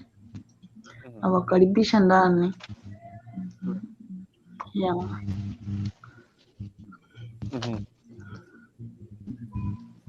Kuniambia kamjadala kidogo nishikanishe. Mjadala hapa kuna mwanamke kabla hajaoleka alidanganywa na bwanake. Huyu mwenye sasa ni bwanake. Wakati alipatana Nairobi, akamwambia nataka kukuoa, alimwambia umejenga? Akamwambia yeye nimejenga. Mwanamke akamwambia nyinyi wanaume siku hizi mnakuanga wakora. Just take me mpaka kule nyumbani kwenyu nione kama umejenga ndio nikubali unioe. Jamaa hakuwa amejenga, jamaa akapiga deal. Akapigia kazini yake, alikuwa jirani yake simu kumwambia Kuzo, I want to marry and this lady nataka aone kama nimejenga. Unajua naenda kufanya kazi ndakuja kujenga. So niruhusu tukuje kwako tukae tulale kesho hapa ndio kwako. Hapa ndio kwangu. So akapanga safari ndio ushago. Akamwambia this is now my house. I struggled kujenga, nikalala kwa baridi, nikateseka, njaa, nikalikia long last nilijenga. So free at home, hii ni nyumba yako, hapo ndio kwako. Hapo chini, hiyo room ya chini hapo mwenye kwa hapo ni kazi yangu. So tukienda tukirudi, yeye ananilindia nyumba. Tukikuja sasa, unaona mwanamke akafurahi, nyumba kumbe imejengwa. Sasa kaingia box. Wamekaa Nairobi miaka zaidi ya miaka 8, ndio wamezaa watoto mpaka watatu ni sasa hivi. Sasa wamepata na msiba, inabidi waende wapi? Ushago. Kufika ushago, ile nyumba alikuwa ameomba akapelekwa, ilikuwa ya wenyewe, na mwenyewe sasa ameoa. Jamaa sasa kwani kuambia kuhusu si tu host hivi tumalizie shida ya matanga tena turudi Nairobi. Na akamwambia bro, I'm married sasa, sai nashughulika na mimi, wageni wangu watakuja kwangu. Sasa kuna mali utalala. Ni mwanamke alikuja kulia rais, kumbe alikuwa amechezwa, nyumba ilikuwa imejengwa. Hawana hata nyumba, hawana hata misumari wa nyumba. Hakuna hata kitu, hakuna hata. Nini kama ni kulala watalala tu ndani ya mahindi ama ndani ya mandizi. Ndio anauliza jamani, niamke niende kwetu, ningoja ajenge ndio nirudi, ama wasaidiane kujenga, ama afanye nini? Karibu sana kwenye show DP. Nitaanzia hapo penye umemalizia. Kwa kujenga, kama mmekaa na mtu, kama unamuelewa, mtashirikiana tu mjenge hiyo nyumba. Juu hata ukienda useme umwachie ajenge, utarudi tu upate tena amepata bibi mwingine. Tafadhali mshirikiane mjenge hiyo nyumba. Then hiyo kitu ya kuuliza eti umejenga, hiyo nayo lazima mtu. Juu watu wengine wenyewe ni waongo, wanaume wengine ni waongo, lakini si wote, lakini most of them ni waongo. Mtu akwambia ukweli eti acha jenga, akiona ukimwambia eti sicha jenga utamwacha. Sasa hiyo ndio solution, ni mtu anatumia uongo ndio akuoe. Uongo nayo iko, mtu lazima akudanganya ndio uende. Lakini ni vizuri kwanza before anioe tutaenda kwao. Kwani akinioa tutaenda kuishi wapi? Kwani Nairobi ndio tutaishi miaka yote? Namwambia tuende Kisii, kama ni nyumbani tuende nitafute hapo hiyo shamba yetu kidogo. Siku unajua mmepatana Nairobi, kila mtu kwa shughuli zake na ofisi. So baada ya kukuta ushago zamani kwa namwambia tuende December, anaambia mwanamke mmoja tuende December na sisi ushago, anamwambia hapana, wote tu huko kwetu kuna wachawi wengi, sitaki kupeleka ushago, kuna wachawi wengi. Unaona?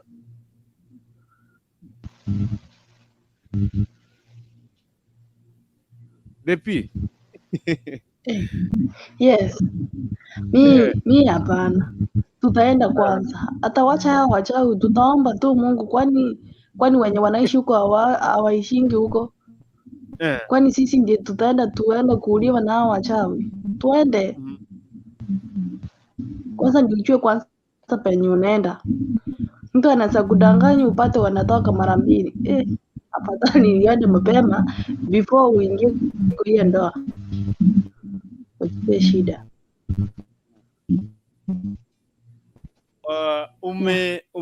Okay, ukienda utakaa muda gani? Ukienda ushago utakaa aina muda gani sasa? Kwa mfano umepelekwa, utakaa kwa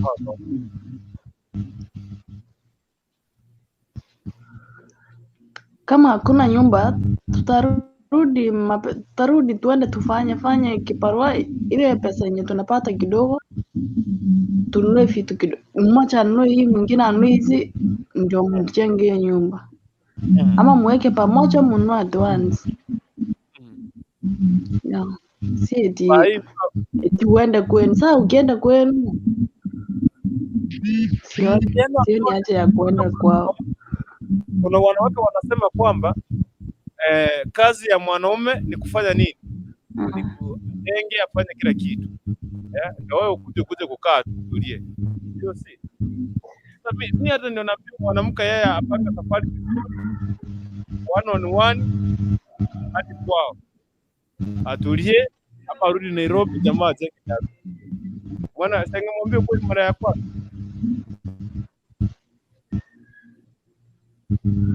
Yeah, saa huo uongo ndio inafika saa zingine naumiza watu. Badala useme ukweli, unaenda kuumia. Afadhali mimi uniambie sina nyumba na niko na pesa kidogo, utamwambia chenga penye itafikia, tutashirikiana. Lakini yako mwenye ako serious. Juu siku hizi hata wanaume hakuna wenye wako serious. Ni uongo tupu. Kwanza wengine tunasema afadhali tukose kuolewa. Kai. Juu hakuna wanaume. Kwani sisi ni dogi? Sasa tunasikia story mwanamke anasema kuna wanaume. Sio wote, lakini wengi ni wachache wamepaki. Wenye mtu mwenye anaweza kuoa. Lakini wengi hapana.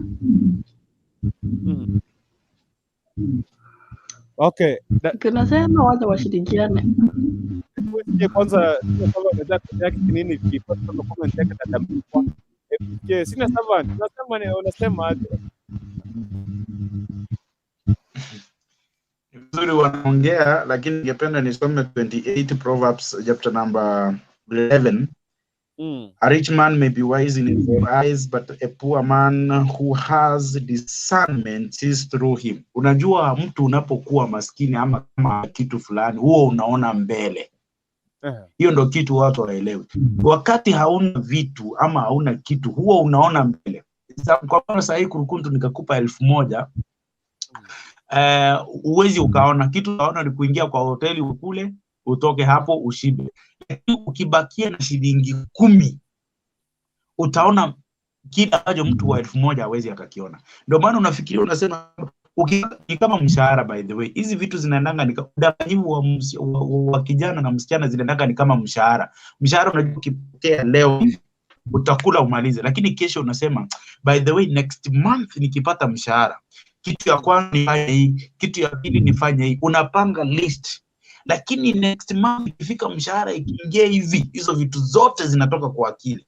Alafu ukimaliza kesho yake, alafu unasema nikipata mshahara next month nitafanya nitafanya hii, and the trend continues. Kumaanisha hata sisi vijana saa zingine mtu anataka kujitetea huwa anatafuta njia ya kutrap kitu.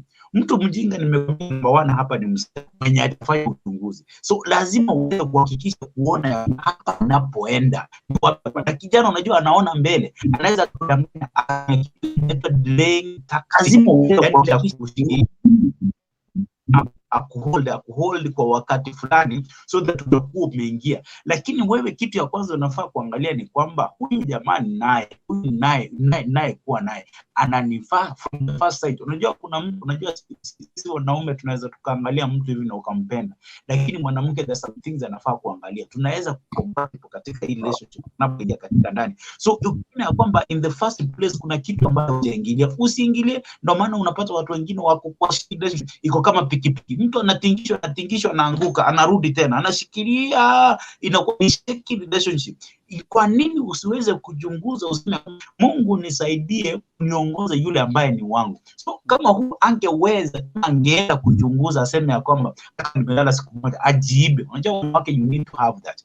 Ujibe siku moja useme ya kwamba now let me go and visit my people penye nilipewa. Anajua ukweli huyu kijana bila kujua. The problem is these women here wanajuanga ukweli, lakini saa zingine wanaficha. Ukikuja kumkasirisha after 10 years ndio anakuambia unajua ulinidanganya huko haikuwa kwenu. So mambo mengine wanajua, lakini ile hali ya kuficha na upendo inakuwa juu, huwa wanaziba ili kuhakikisha kwamba hiyo inakuja. Unajua mwanamke anaweza weka makosa kwa miaka 20.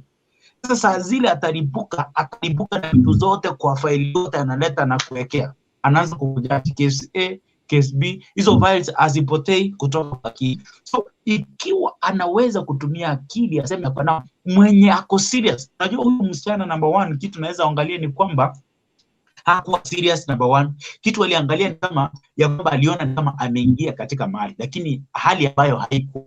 hiyo. So alipoingia na kuwa surprised, ni kama hizi vitu hazikuwa, alikuwa already ashaingia, ashapata watoto. So ingekuwa ya kwamba alikuwa serious na huyu jamaa mjuzi asema kwamba I want to know this person, ningependa niweze kumjua, angeingia. Ni kama huyu wakati mwenye amesema kwamba danganya kwa gari. Watu wengi udanganya, hata sisi tunadanganya, lakini ndio kujua kuna vile inaweza pelekwa hata wewe ukaelewa. Lakini hakuna mtu katika ndoa bila kudanganya. Ni ile ujanja ambayo inatumika ni wa hali gani. Siwezi bila mtu eti mimi nakaa US na unakaa hapo tunachuna majani chai na wewe kwa miezi 2 miezi 3, hata wewe kwani hauna akili ya kuuliza kwamba kwani ile Amerika huko unaenda, unajua itafika sasa atakwambia ni kama green card yangu ilikuwa imepotea ama passport yangu imepotea, mwambie tuende to process ama nipe hizo documents zenye ulitaka, kama hata kumaanisha kwamba ushaingia katika hiyo na uwezi kujiondoa.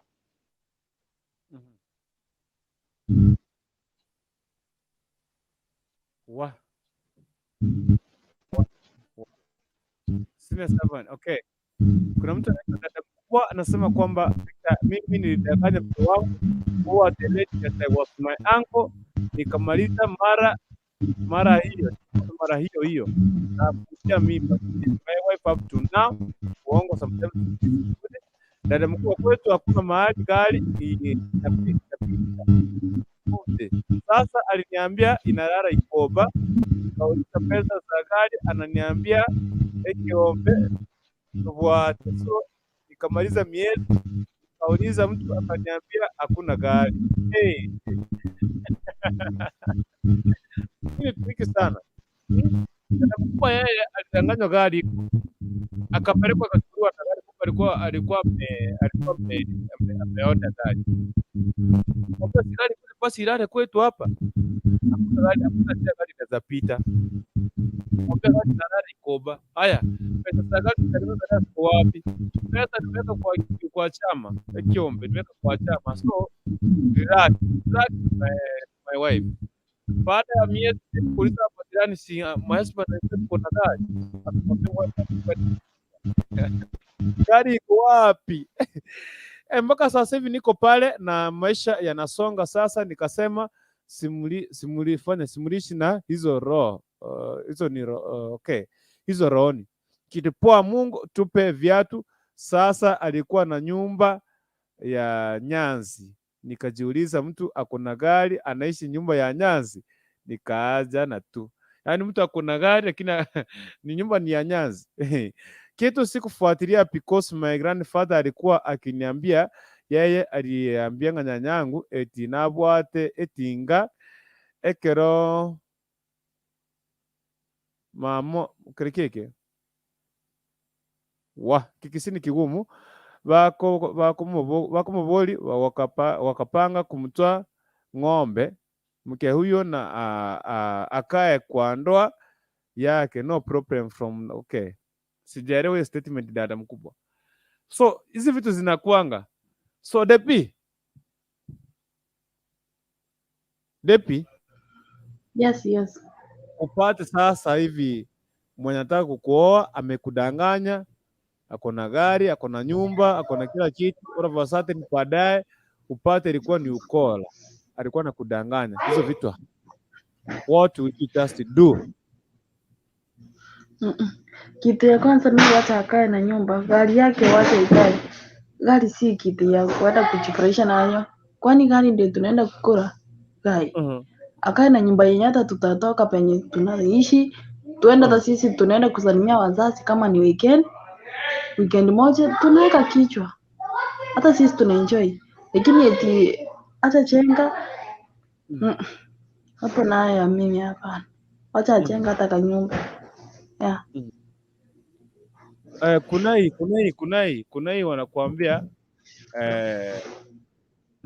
you know, kuna mwenye anakuambia ukweli, anakuambia mimi nimerentisha nyumba huko Ajenga, utakubali uende? Sema kama mwanamke. Amerentisha nyumba. Yeah? Amerentisha nyumba. Nyumbani. Kwani siku hizi lisafa watu kukodisha nyumba? Pana, hiyo na hayo ni uongo. afadhali useme unaona ushago unaweza pata kuna mtu unajua kuna ushago mahali kuna nyumba pale mtu anarentisha nyumba ama anaishi kwa watu wengi ama anaishi kwa jirani na kuambie mimi depi naishingi kwa jirani sina kwangu, sijajenga na nataka kukuoa. Amekuambia ukweli. Utareact aje? Utampea muda ya mtakuwa mkishirikiana mkiongea, lakini utamwambia hiyo pesa yenye umetengeneza hata kidogo siuleta hata tuone chenye tutafanya. Kwani hizo zenye pesa zenye anatengeneza anachukua wapi?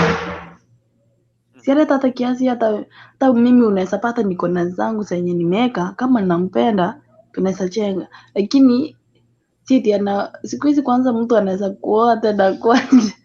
Utaweza mfanyia kile kitu akwache. Kwanza hiyo ndio inafanya watu wanaogopa.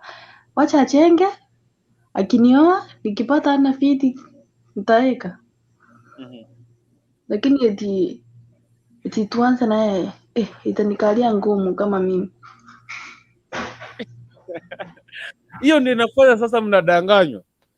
Nimejenga nyumba. Hiyo sasa ndio inafanya mnadanganywa. Unaona hiyo sivyo umesema hivyo? And that's why mnadanganywa. Kama yeye alidanganywa amepewa watoto watatu. Nao sasa hizo watoto watatu ataenda wapi? Utaenda wapi na watoto watatu? Utaenda wapi? Yaani saa zingine watu ni wajinga, lakini siku hizi I think wasichana saa hii wamerefuka. Si wote wajinga. Saa hii kama ukipata mtoto mmoja, just relax kwanza. Chua kwanza huyu mtu vizuri. Kama uko umemsoma, mchue vizuri. Hata utaweza ulizia kwao. Kwani wewe ukienda huko nyumbani unanga rafiki? Lazima utengeneze rafiki. Akuambie, umuulize kuna hii na hii. Unajua aje hapa yule kijana amejenga ama bado? Watu wengine sio afadhali mimi aniambie ukweli aje jenga lakini make sure atajenga before anioe. Mimi kuna vile unajua kuna mwingine haiwezi kuonyesha marafiki zake watu wako nyumbani, hataki nyumbani kwa sababu anajua kile ambacho amekuambia.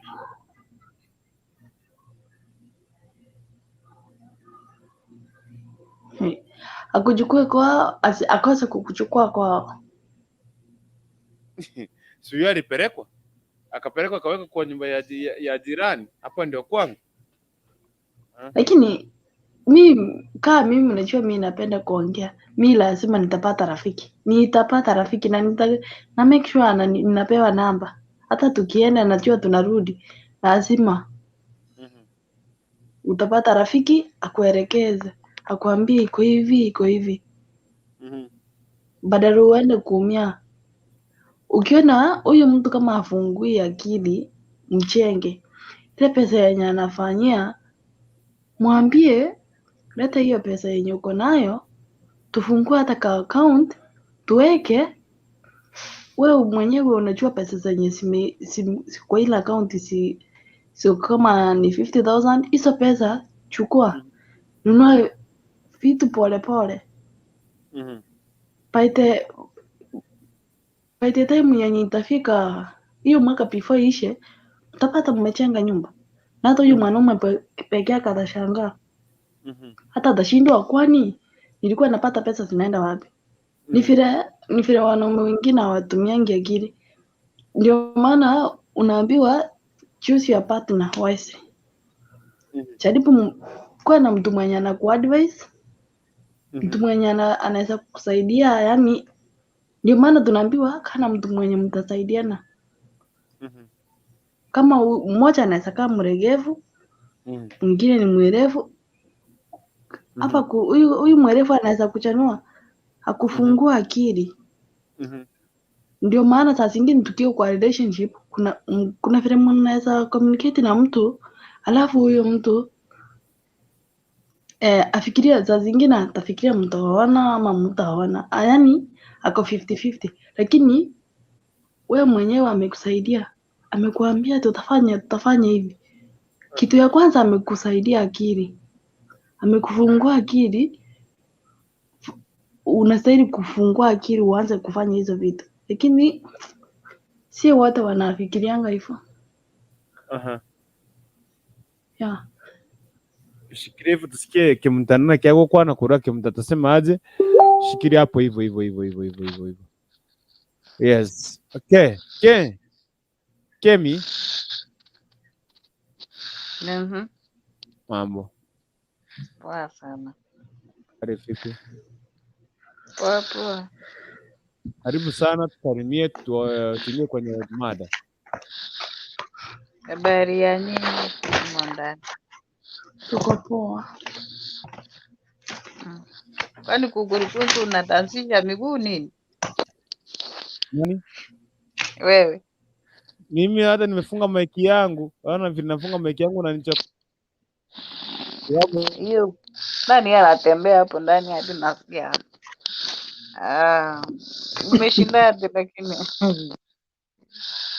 Salama labda wewe. Mimi niko tu sawa. Sasa kukurikundu niambie mjadala nisikie vizuri. Ndio nianze kukutoa maoni yangu. Mjadala inasema hivi, kuna mwanamke hapa akiwa msichana mrembo, amerembeka. Kuna jamaa alikuwa anamtakia macho akataka kumuoa. Siku moja akamwambia I want to marry you baby girl. Msichana akamuuliza simple question. Umejenga? Akamwambia nimejenga, niko na nyumba. Sasa kumbe vile amemwambia kuna nyumba, akamwambia now you must take me kwenyu kwa nyumba yako. Alafu baadaye ndio nijipange, ndio nikubali. Unaona? Sasa akampeleka, kumbe jamaa hakuwa amejenga.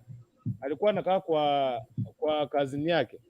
Akapigia kazini yake simu akamwambia Kuso, kuna mwanamke ninataka kuoa. Ameniambia nataka nimuonyeshe nyumba yenye nimejenga. Niruhusu nimlete kwako. Tunakuja weekend, tunalala asubuhi, tunaamkia asubuhi tena tunarudi Nairobi, naona namtanganya ni kwangu ndio nimuoe. Ni mrembo lakini hataki amechanganya kidogo. Kazi naka akamwambia siku moja mbona nikatae? Wewe mlete bana, mlete nyumbani. Kamleta nyumbani wakafika. Kamwambia hii ndio nyumba yangu, sweetheart. Hii nimejenga hapa. Huyu unaona hapa ni kazini yangu. Yeye ndiye ananichungia hii nyumba, nimemweka hapa juu niko Nairobi. Yeye ananichungia hiyo nyumba. So feel at home, this is your house now. Nimejenga hii nyumba, nilijenga, nilisunguka. Unaona hata hii ceiling kuweka ceiling board hapa juu. Nililala njaa bana, nililala njaa. Baridi kanipiga.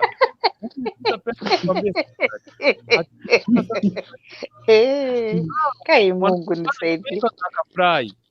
Wamerudi Nairobi. Mwanamke anaambia mwanaume bana, hii December sitende ushago. No. Kwetu kuna wachawi. I don't want. Kitu kikifanyika home, akimwambia bwana mwambie hapana, wacha tu niende nishughulike, kama ni matangazo tu niende.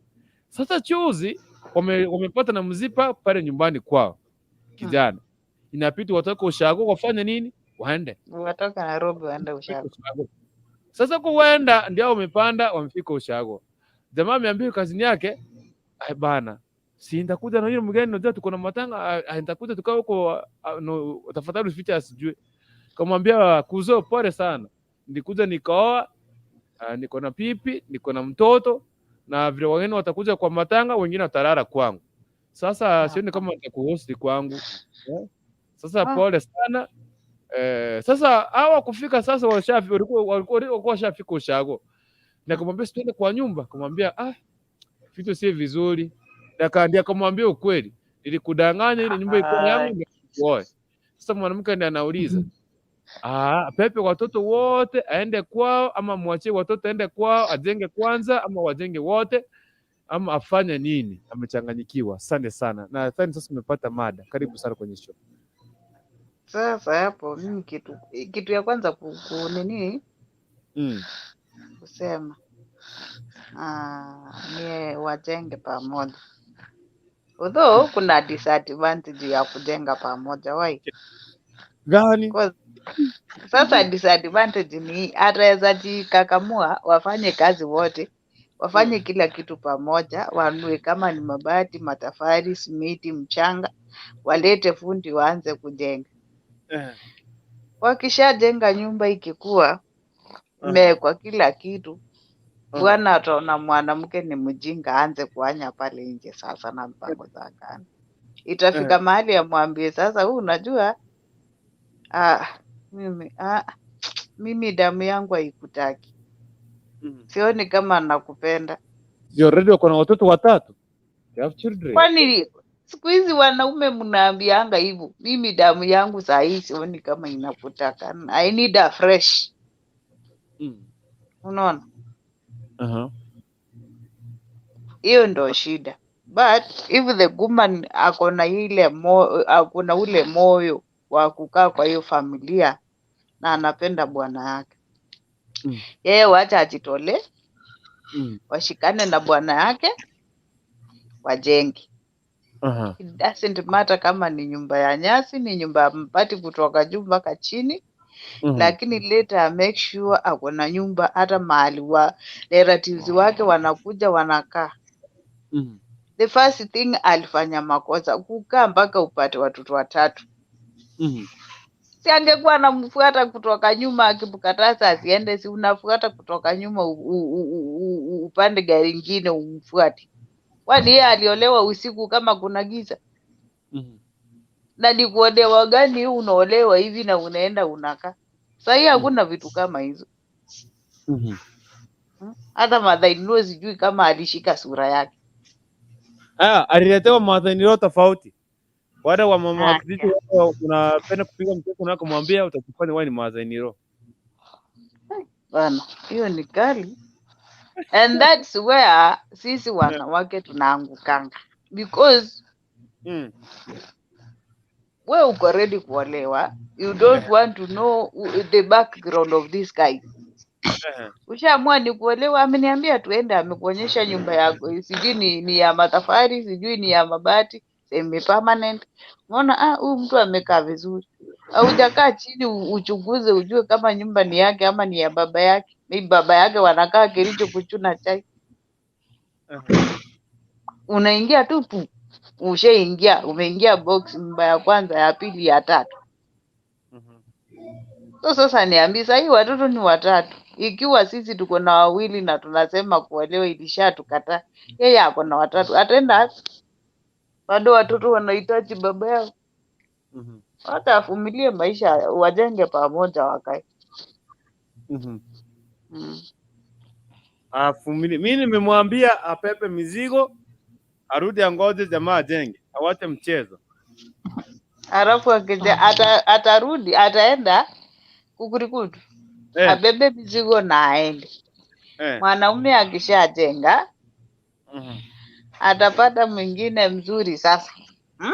Mapenzi sasa kamili ndio inaingia, mwambie sasa hapa ndio kwangu. Akikuja ati umeleta mwanamke mwingine, yule mwanamke atamwambia nikikuja hapa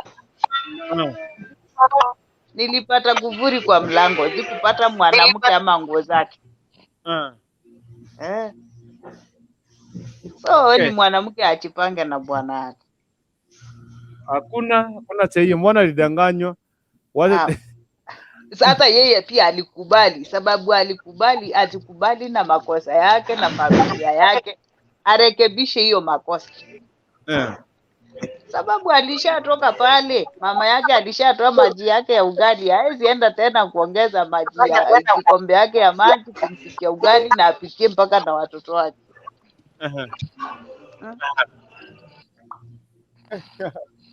Ikiwa mwanaume amemwambia ukweli, amemwambia okay babe, nilikudanganya, iko hivi ABCD, ameweka kila kitu kwa meza. Wacha washirikiane. Watameambiwa too late bana. Ndio sasa. Hapo hata yeye akiangalia vizuri alikuwa na makosa. Akijenga nyumba wakosane na bwana, ang'oe mabati aenda uze atokome. Hakuna cha hiyo. Wacha tusamaro kwa shikire hivyo. Shikire hivyo. Wasamaro kwa. Hey, Naki. Muyande. Sema. Niko poa na kibo ile kuru ansema yende.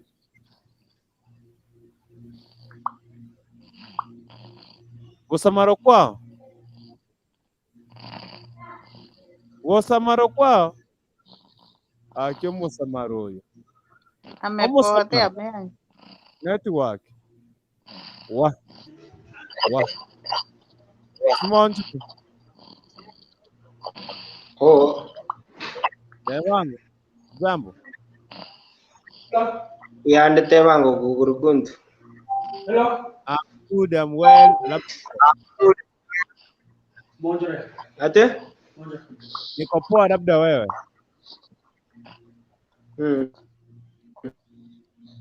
Habari ya jioni? Iko sawa.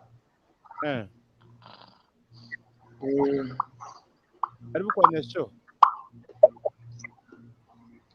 Asante, nimeshukuru.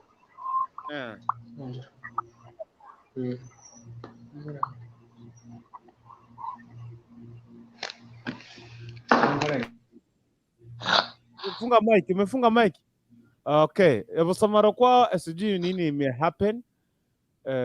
Kama network Samaro kwa nimekutoa. But I hope you'll be fine, you'll be right back after. Okay, Samaro kwa nde tocha osabimu swatu yo. Wasomi. Monjana. Whoa, I'm back.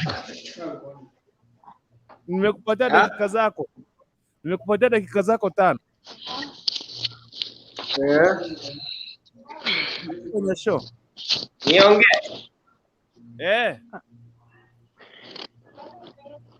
Unajua niliingia kwa show but siko najua mlikuwa mnazungumzia nini.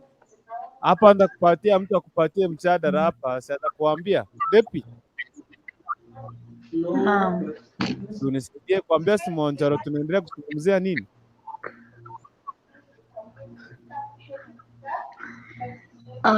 Hapa tunazungumzia juu ya mwanamke mwenye alidanganywa na mwanaume amejenga.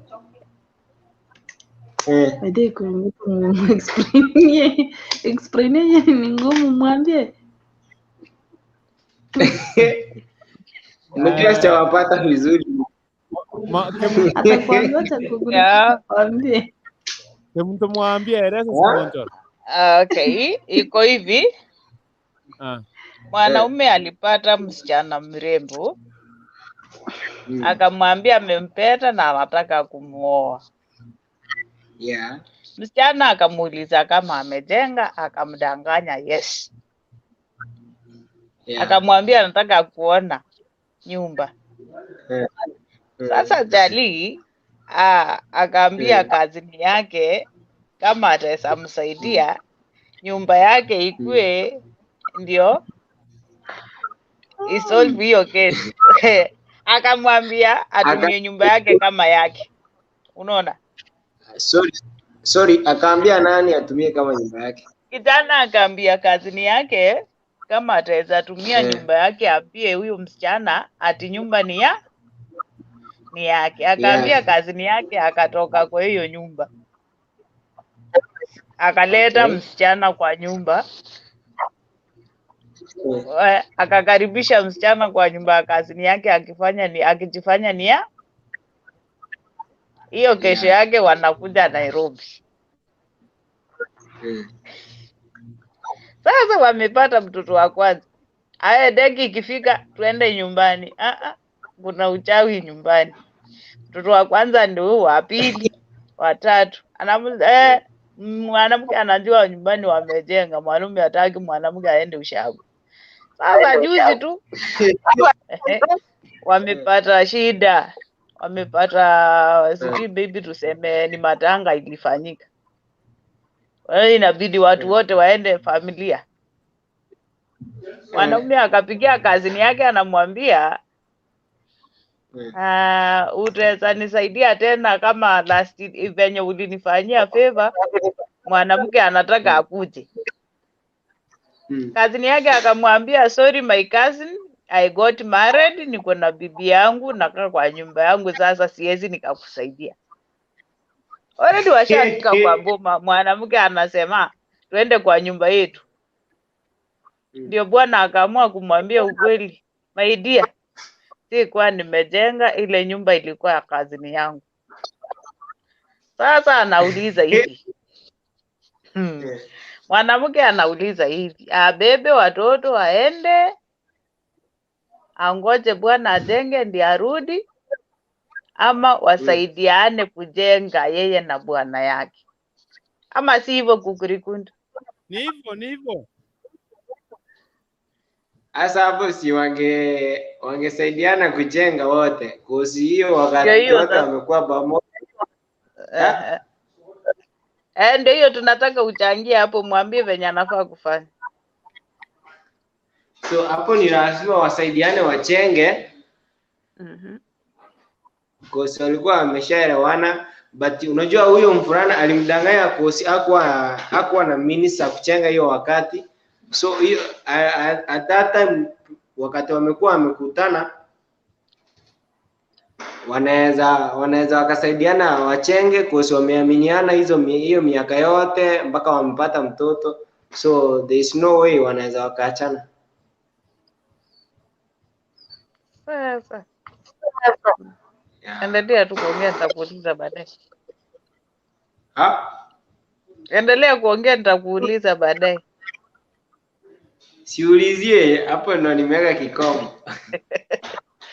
Bana ongea, wacha kushae. You are a big man. Sasa hapa wacha niulize. Debi ameenda wapi kwanza? Kukurikunda. Watu wanatoroka nini? Sasa Sunana kila dada alidanganywa sasa si monjoro, wacha nikuulize. Hii jina yako ni nzuri hata. Wacha nikuulize. Hiyo jina utaitafuta pale YouTube ukitoka hapo. Na namba yangu iko hapo kwa hiyo jina. Naam, namuita sijapiga kelele. Yes, Kemunto. Uliza Simondro swali kabla uliza swali lingine. Sasa yaani huyu mwanaume hivyo ndio mnafanyanga wanawake wa wenyewe. Mnawadanganya ati mmejenga, mnatumia nyumba za watu. Mungu anawaona. Ati unajua kusema ukweli, hasa ukiona mtu ashakupenda, ikiwa amekupenda na amekupenda kabisa na anataka muoane,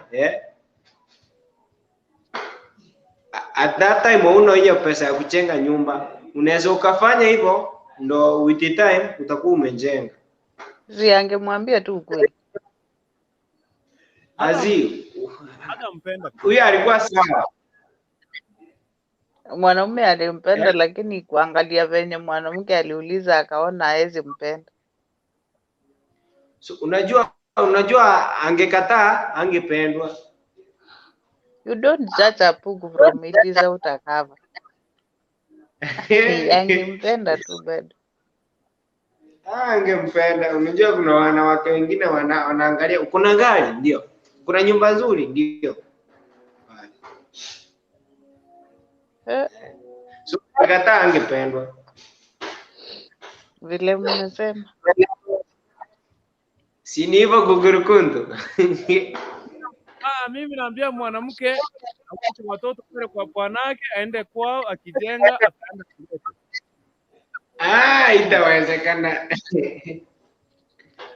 Mwana adanganywe, wacha akwende, wacha aende kwao, arelax kwao, atulie kwao, akitulia kwao. Haya. Juu alidanganywa. Hata nani amjengee kwake? Ni nani amjengee kwake Kukurikunda? Tunasema mbona mwenye alikuwa anauliza kama amejenga, siende atamjengea. Kama angemwambia, unajua angejua ukweli mapema. Hii miaka 8 ungekuwa washafanya kitu. Kama angetulia ambiwa ukweli. Sasa alidanganywa sababu wewe Kurukuntu, unajua hata kusema mwanamke mwerefu hujenga nyumba yake kwa mikono miwili. Bali so si angejenga hiyo nyumba, wangesaidiana wachenge. So ikiwa huyo mwanamke ni mjinga, anapomoa hiyo ndoa yake, akienda kwao atakuwa amepomoa hiyo ndoa yake.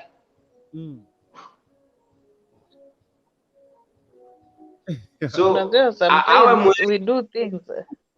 Tunafanyanga vitu zenye ziko na regret. Ataweza fanya aende. Okay. Ataweza fanya hivyo aende na watoto. Tuseme this guy amechikakamua amejenga, na aseme sasa kama alinitoroka ikiwa sikuwa nimejenga sababu nimemwambia sikuwa nimejenga, amenitoroka sababu nilimdanganya. What next can she do? Nioe mtu mwingine nisahau ati hata hao watoto nitazaa wengine. And then this lady akienda pale aanze kufikiria bwanangu amejenga, akikuja huku apate mwingine. Sema mbona nilitoka, ningekaa tu tuvumiliane maisha, tusaidiane kujenga boma hiyo. So ni avumilie tu, watafute pesa wajenge, ndio waendelee na maisha. Lakini sasa okay, dada mkubwa aliniambia hivi, yeye alidanganywa na bwanake. Mwenye alikuwa bwanake mali anakaa mpaka saa hii. Alimdanganya akamwambia kwamba ako na gari. Siku ya kwanza kumchukua kutoka kwao walienda na gari of course. Fika Ikoba, akaacha gari Ikoba akampeleka. Kumwambia twende na gari, akamwambia kwenda kwetu hakuna barabara ya gari. Sasa kupelekwa nyumba, anapelekwa nyumba ya Nyanzi. Sasa ndio anauliza, sasa nyumba ya Nyanzi uko na gari? Kama mwanamke akamwambia sweetheart, nipatie pesa za gari zenye umetengeneza. Kamwambia hapana, ninawekanga kwa chama, tuko na chama tunawekanga pesa.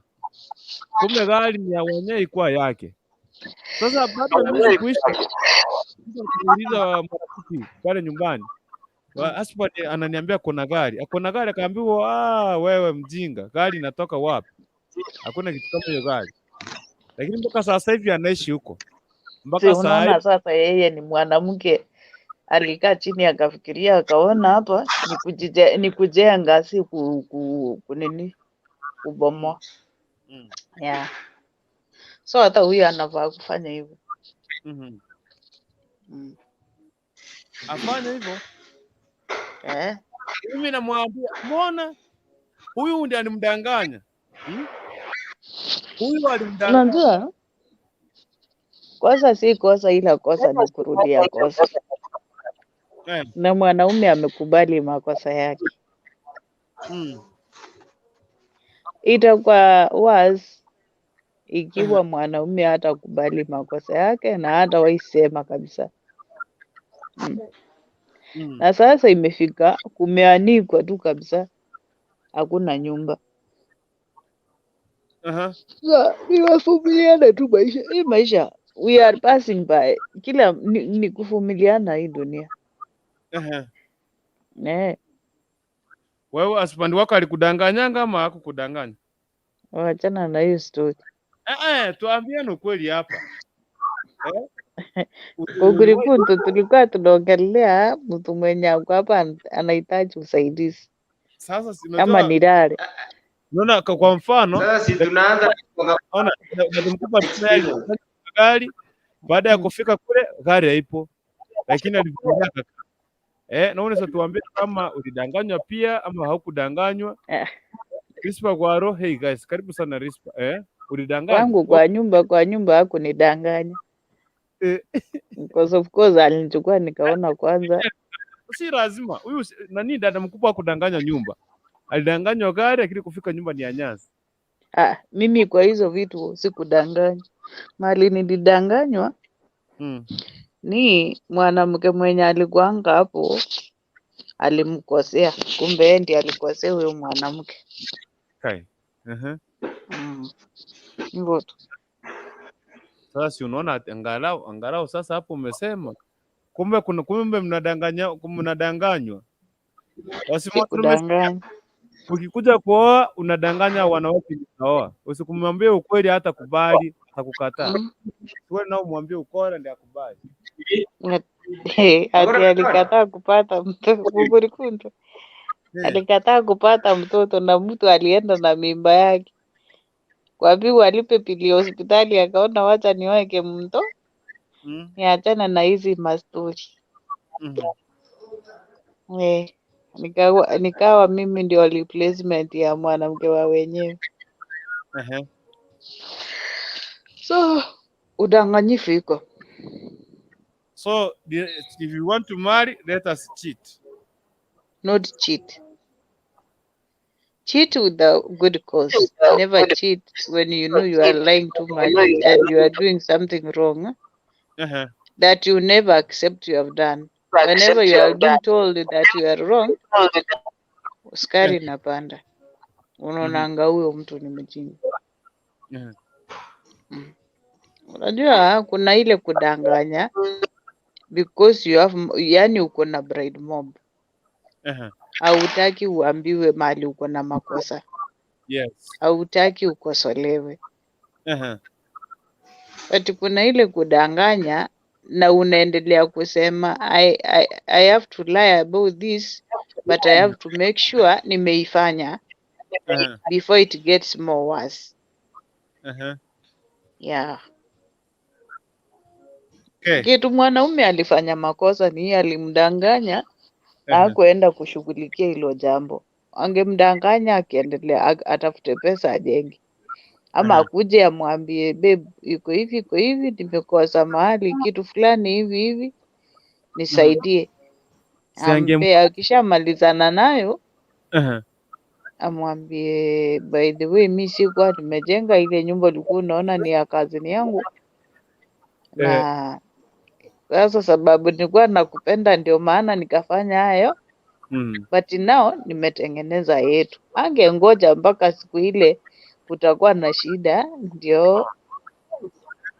Sasa ona sasa wamekosa mahali pa kulala ndio anakuja kuambia bibi yake na sasa hizo wako na watoto. Hiyo ndio makosa ya mwanaume. Kupenda naye alipenda huyo mwanamke na akaona akimwachilia ataenda hata mpata. But you can't love someone that way. You have to be real in life. Shikilia hapo nakuja kwako. Mwanzara nakuja kwako ushikilia hapo. Lilian Makori na kuona Rispa ndio ameingia hapa ndio tuingie kwake Lilian. Rispa Gwaro, jambo. Fungua microphone. Si jambo, habari zenu? Tuko sawa.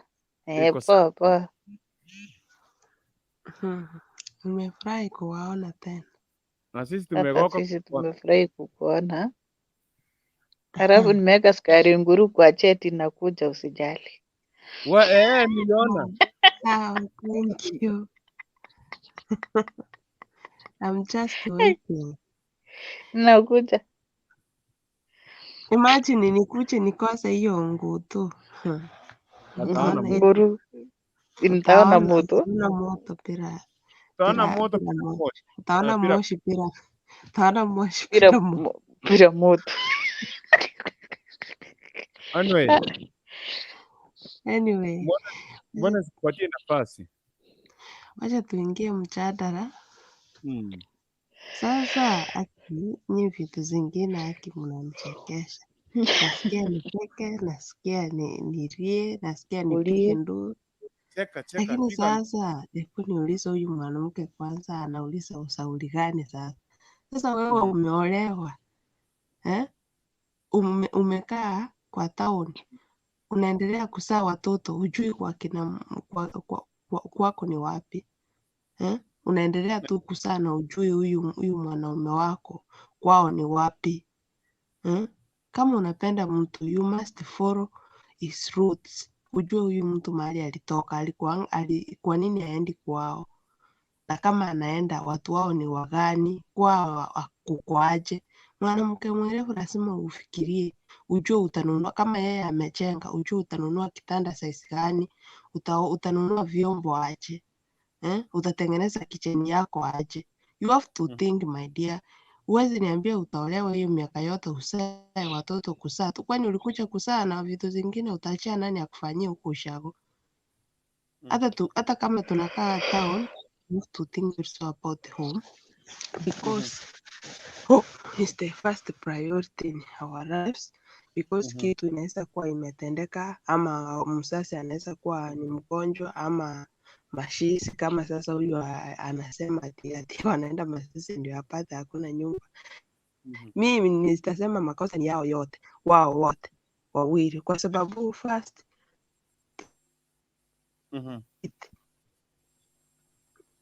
yani wamependa tu kustay fake life. They don't want to stay the real life yenye inafaa watu waishi. Hawaambiani ukweli, hapa hakuna ukweli. Mimi ile tabia niko nayo, mimi hata mume wangu ananijua. Mimi nilijipeleka kwa kina mwanaume kaa ajui. Surprise. Singengoja anipeleke huko juu, alikuwa ananiambia kila siku niko busy, I'm busy. Okay, you are busy. Well and good. Si aliniambia kwa ni mahali fulani, niko na namba ya mamake, niko na namba ya brother zake. Nilipanda gari na nikaenda mpaka huko. Wakati nilifika huko nikafanya investigation yangu polepole. Nikaona venye sasa wananishughulikia, nikaona kwao ni hapa, nikajua kila kitu, ndio nikampigia simu nikamwambia babe, you know what, I'm home. Alikuwa surprised sana juu sikumwambia na hakujua kama nitaenda huko. If you are serious with your life, you can't just stay with the person you don't know his background. Ujui huyu mtu ametoka wapi. Ameoa huko nyumbani. Sasa mtu kama huyu uko hapa, you are busy. You are busy enjoying hapa kwa town. Unaenjoy maybe hapa, unaendelea kusaa, maybe mwanamke mwingine ako huko anateseka pia. Utajuaje kama huyu mwanaume maybe ako na watoto wengine ushago, ndio maana hataki kukupeleka huko. Kuna aibu zingine ndogo, maybe kama hizi sasa. Wanawake ukiolewa, jua kwako, uende ujue joy itawekwa wapi. Ujue mahali utaset machi yako. Juu huwezi enda mwende kushare jo na your brothers in laws, mahali unaoga. Lazima uende ushago the background, since yuko na mtoto mmoja, ama maybe tuseme mtoto mmoja unaweza kuwa maybe umesaa ukiwa town maybe.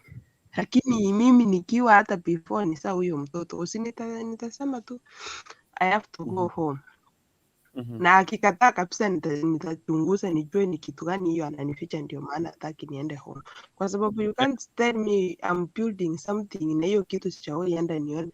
Sijui management, mimi ni wife wako. I have to manage that your things. In case ukufe, si nitajua uliachia mahali fulani hata mimi niendelee hapa. Kama nikusaidie. Mwanamke mwerevu lazima ujue vitu za mume wako. Na mwanaume lazima ujue vitu. Hata mwanaume oa tu mtu mwenye unaona tu hapa ujue kwao. You have to know this guy, ujue kwao ni wapi. Wachana kuoa mtu kwa sababu ya sura yake umeona. Know the background. Know huko kwaje, anapelekwa aje. Unajua hata ukienda kwa kina msichana, hata mamaka anaweza kukwambia yenyewe huyu mtoto wangu ako hivi na hivi na hivi. Ukitaka kuishi na yeye vizuri atakupea advice na hiyo itakusaidia. Kama wewe ni yule mtu wa kukasirika alikuwa anapembelezwa maybe mokokoti, lazima you have to go. It's really important uende wasasi wakuone, wajue enyewe huyu mtu ndio ako na mtoto wangu. You are really comfortable. Na wewe kama uko serious na hii marriage utaki kujificha, enda wasasi wa mzee wako wakujue. In case of anything, hata usikuje kusema tu hata mimi ni mke wake, na mwingine anakuja hata mimi ni mke wake. Juu au kukuwa serious na life. Ukiwa serious na life, you have to go and see your home, where you belongs. Huwezi niambia utakaa tu hapa, hata enda kwa kijiji ujulikane, hata mashishi ikiwa mahali, pia wewe enda ulete maji kwa mashishi, ndio watu wajue huyu ni bibi ya fulani. Enda ujulikane manze, hizi mataoni hata ukae. You have to do something, you have to be known na your villagers, ndio hata ukipata shida at least unapata company yenye inakuja kwako kupatia pole. Usingoje tu mashishi peke yake ndio unaona kimbia. Enda ujue wenzako, wanawake wenzako kwa hiyo kijiji. Rispa. Yes. Unajua tunaendelea, naomba nipatie dakika 5. Dakika nipatie 5 minutes. Unipatie 5 minutes ushikiri hapo nilete Lilian. Lilian aiwete watu kakurwa. Lilian iwete atikinga poa. Sasa msato huyo. Yeah, thank you very much Rispa kwa kuniruhusu. Shikiri hapo. Lilian Makoli. Lilian Makoli, unmute your mic. Lilian? Yes. Mambo. Nyumba wote. Asiko mtaji. Moni wote. Ningwe wote ka kimono. Tuwakiana teli ndero. Ngonya kubatafuta polinde kama. Tikamba kwani mwezi magumbu ya muri. Ndio tuwe. Na mbeke security ga tendi konyara gukwana na riogi. Obe yes. Esi bana kiori. Nakiumenya gati machatara ya tata. Well. Lilian. Mbiande. Na kwere sita kisina kwere sana. Geti karibu sana. Nakuteke sana Lilian. Tumenye kiaya ngo tinki ora ati muswati uyu. Era nyanae. Okay, kala tanga bosani baba. Ona egente getanga ni usenenta gete kumanyana naki. Mwana nero ikuku mwana. Nebe rumwe yamo. Nebe lie egotonya ko kere mbure gutugocha nyumba. Lie mbure gutu egotonya gocha nyumba. Imanye ngakiere. Arafu bono manye kwesetringa na chire mwanende. Bono tigangi bange. Nchakira nduangenda nchakira ginguruansuka step by step. Tuongee Kiswahili. Obe. Latineva. Get come back. Simonjora nimefunga mic sababu nasikia music kutoka hapo. Simonjora nimefunga mic nipatie hizi time hapa. Iache tu hivyo. Nitakufungulia. Yes, tuendelee Lilian. Bosamaro karibu. Tuendelee Lilian. Nilikuwa nasema hivi. Kama mmependana. Mnataka kuoana. Mjenge familia. Kitu ya kwanza kama mimi Lilian. Kama tumependana. Kama nimekupenda, nitakupenda jinsi ulivyo. Yes. Sio ati nikupende juu nisikupende mpaka ndani. Unaona? Hata kama una jicho moja, kama nimekupenda, nimekupenda. Yes. Hata kama una mguu moja, kama nimekupenda. Unaona? Sasa nyumba iwezi fanya tusipendane. Na already walikuwa wamezaa. Upendo ya kuzaa ilitoka wapi? Ndio upendo ya kujenga nyumba ikose. Ukisikia ati hana nyumba ndio utoroke.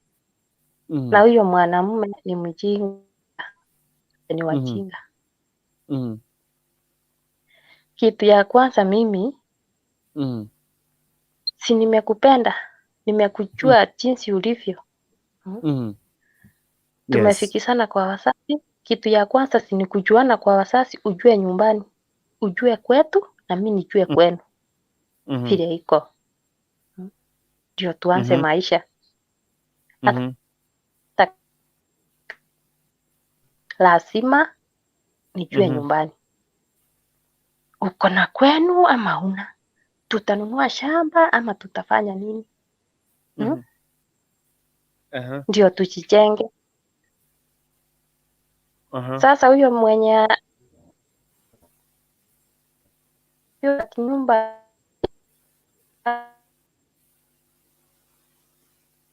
kukaa na yeye miaka mingi. Mwanamke mzuri ni yule angesikia kama hakuna nyumba, sasa aanze hata kama huyo mwanaume mdanganya alifanya makosa. Sasa tena wakerudi chini wakae, waanze kupanga tutajenga aje. Ndio wajiendeleshe kimaisha mahali wamefikia. Badala ya kuenda tena kuanza upya. Na mwingine ama na huyu aoe. Unaona? Yes. Kama ulikuwa unaamua ni kujenga familia, jenga. Mahali imeporomoka, shikilia hapo, iinue. Ama ni aje? Iko sawa. Na mwanaume alifanya makosa kumdanganya ati ako na nyumba na hakuwa nayo. Lilian, nyinyi ndio unajua kuambie ukweli. Lilian, kwa mfano sasa nikwambie Lilian, nataka nikukuoa, sina nyumba, sina gari, sina nini. Lilian utaniambia yana kwanza ujenge ndio kuja. Sasa hisi asiwe kuambia ukweli. Sasa kama huwezi kuniambia ukweli,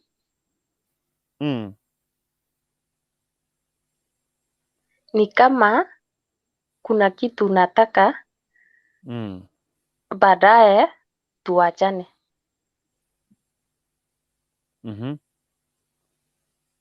Juu ukidanganya mtu kuna kitu naemu kwake. Ukipata muachane. Yeah. Na mapenzi ya kweli ni yule mtu anakuambia mnaambiana ukweli. Unajua hata ukimdanganya mwisho atakuja kujua ulinidanganya mahali fulani. Ulinidanganya mahali fulani. Na hapo haitakuwa sawa. Nikishajua ulinidanganya, hapo sasa ile upendo itaanza kufanya nini? Kulegea. Itaanza kulegea. Ile yote ulinidanganya nikijua upendo imeanza kulegea. Sasa afadhali ungemwambia mapema kama hakutaki muachane na yeye, utafute mwenye mtapelekana pamoja sawa sawa.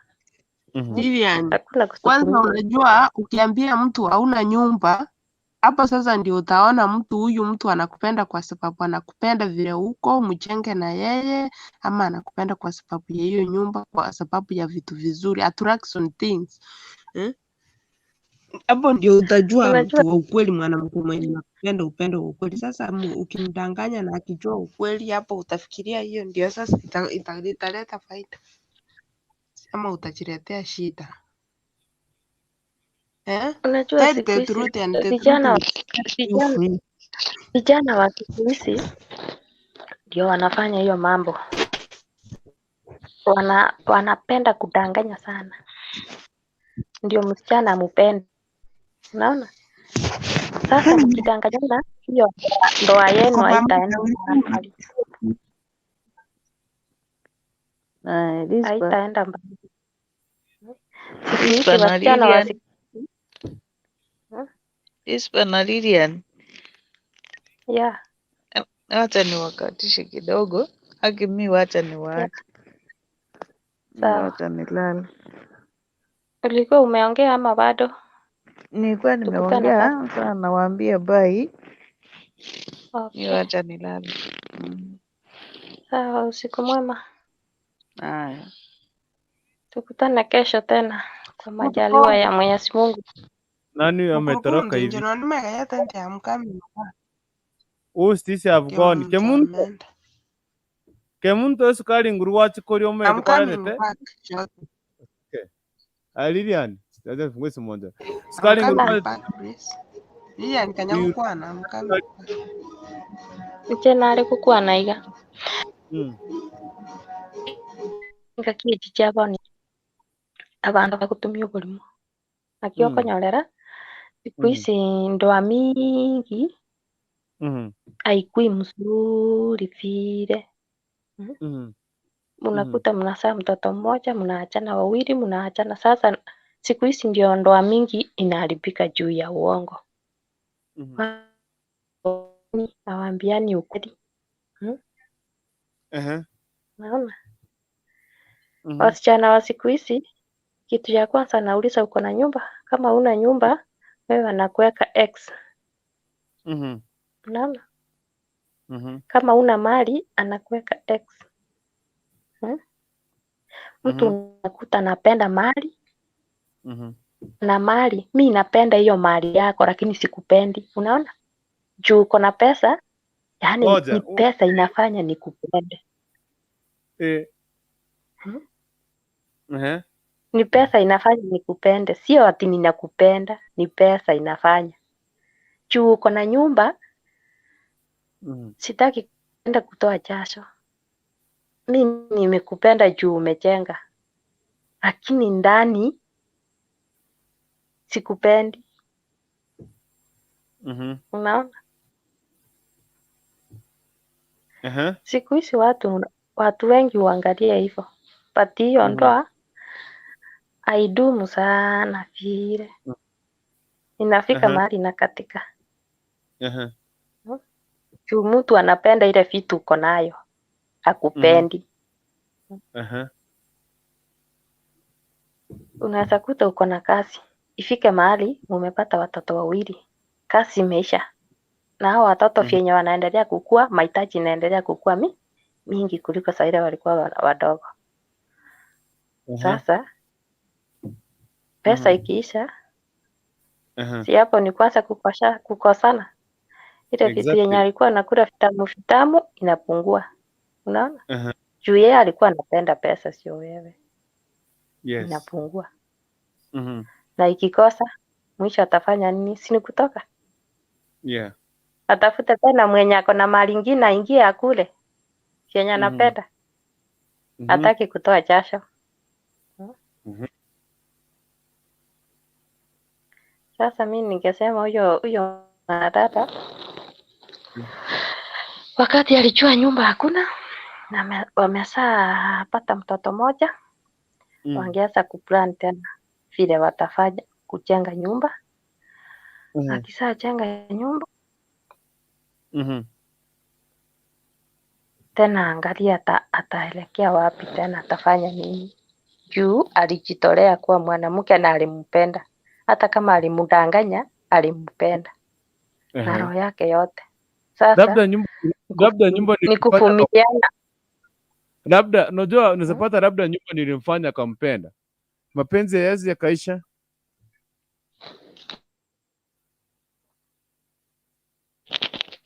Ati? Labda unaweza pata nyumba ndio ilimfanya akampenda.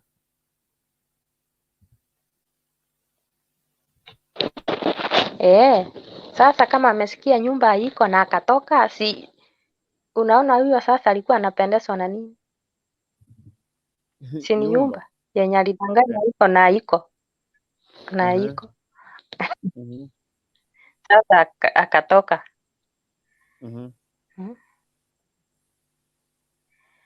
Mwanamke mzuri ni yule angesema aje, hii miaka yote tumekaa, hata kama nilidanganya nyumba, wacha tujenge nyumba.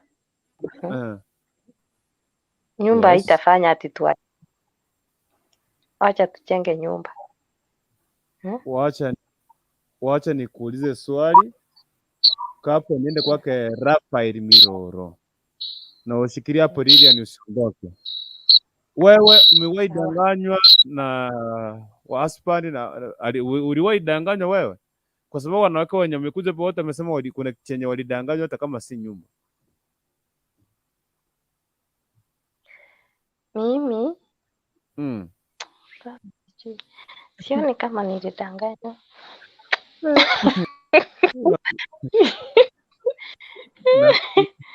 Narudi kuanzia hapo. Narudi nikuje Mimi nianzie hapo. nilidanganywa. Wacha nikuambie hivi. Mimi nilidanganywa alikuwa na kaoski. Na hiyo kaoski ni ndugu yake alikuwa anampatiaga pesa.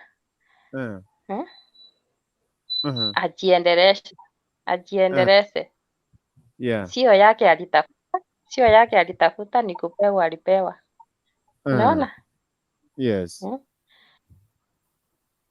Na haikuwa kubwa, ilikuwa kidogo tu.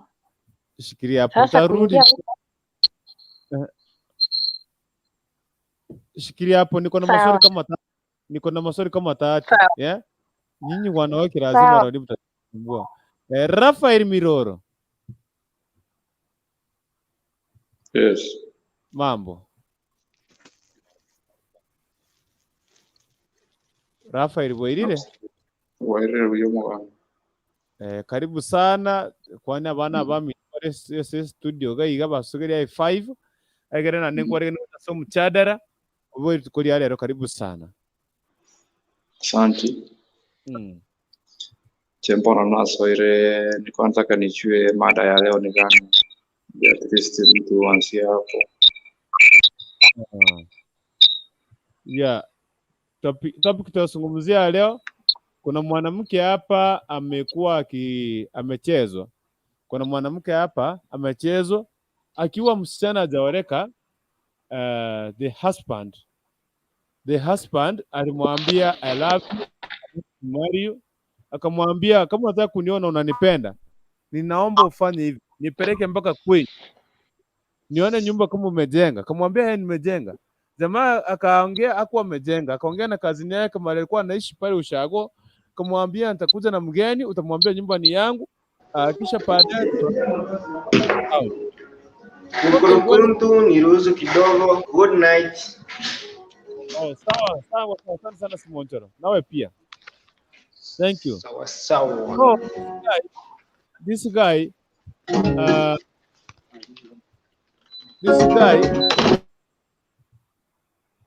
guy baada ya kuweza kufika pale Ushago, wakakaa na msichana wakarara. Kesho asubuhi wakaenda. Aliambia mwanamke, unaona ile nyumba nilisumbuka sana kujenga, nililala nje, baridi ikanipiga, nikalala njaa. Unaona ile sitting pod uliona pale, yeye nilijinyima, nikajinyima kabisa tu hivi, nilikuwa nakanyaga chini. So mwanamke yeye akaona kwamba kuna nyumba. For this 8 years wamekuwa naishi Nairobi, hawakuji Ushago kabisa. Anaambia jamaa, si twende Ushago December. Anamwambia no. Kwetu wachawi ni wengi, sitaki. I don't feel kwamba kwenda home. Sitaki. Wewe nataka ukaa hapa na watoto, mimi kama ninaenda wote tu niende tena nirudi.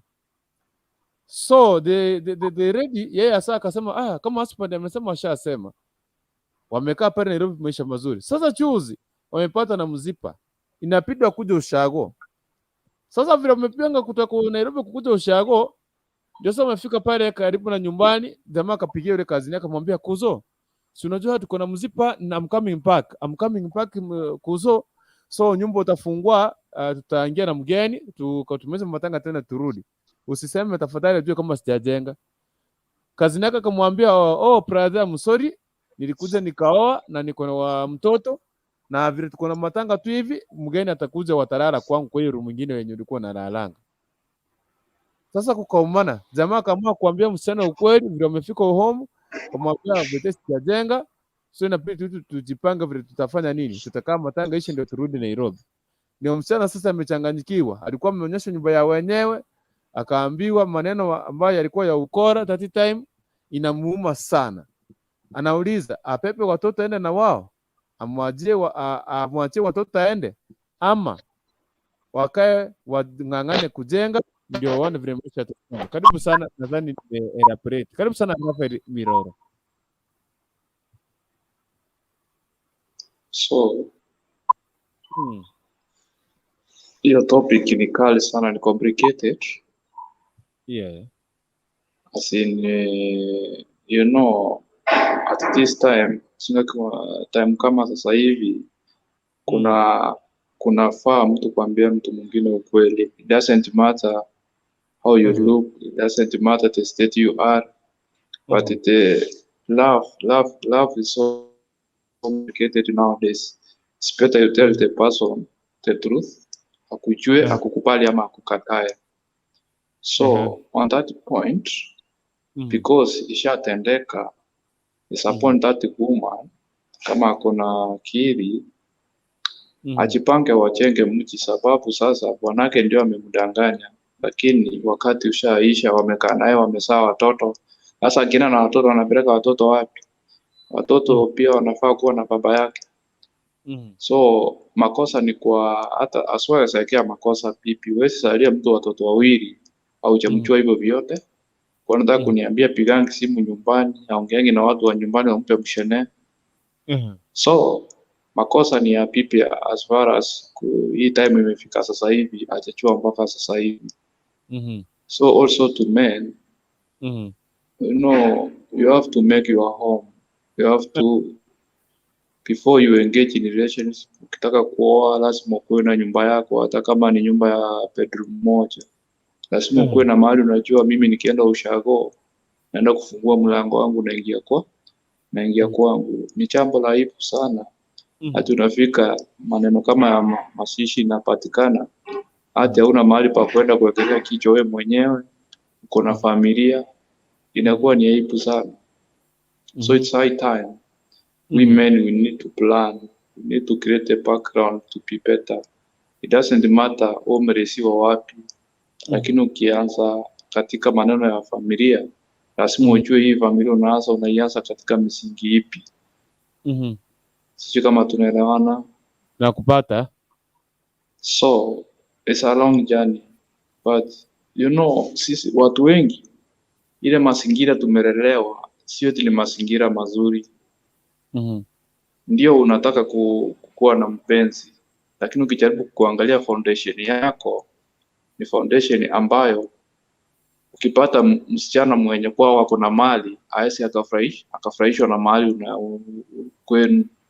So it will take your wisdom.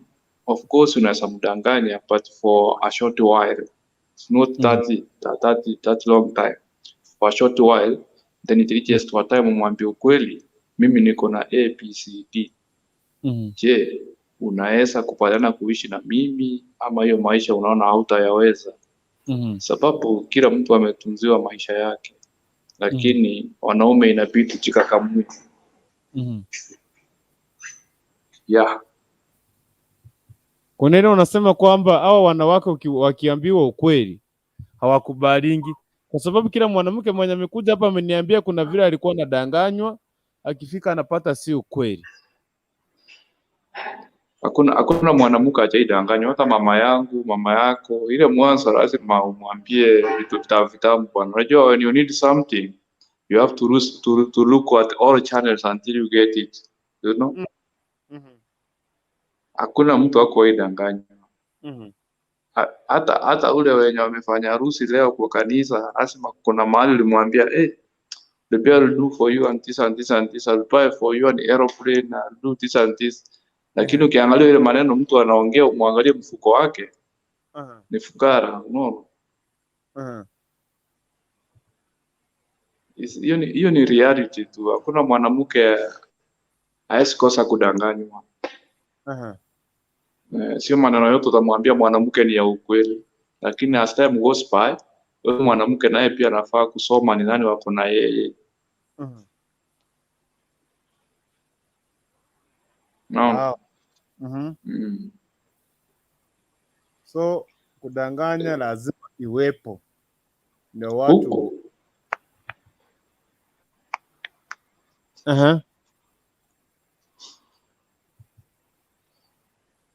Rafael. Yes. Ninakupata? Nakuelewa, niambie. Yes. So mwanamke sasa avumilie, hiyo ndio hali hivyo ninakuanga. Sasa mwanamke akifika katika hali kama hiyo, ndio tunasemanga yakishamwagika ya soreki.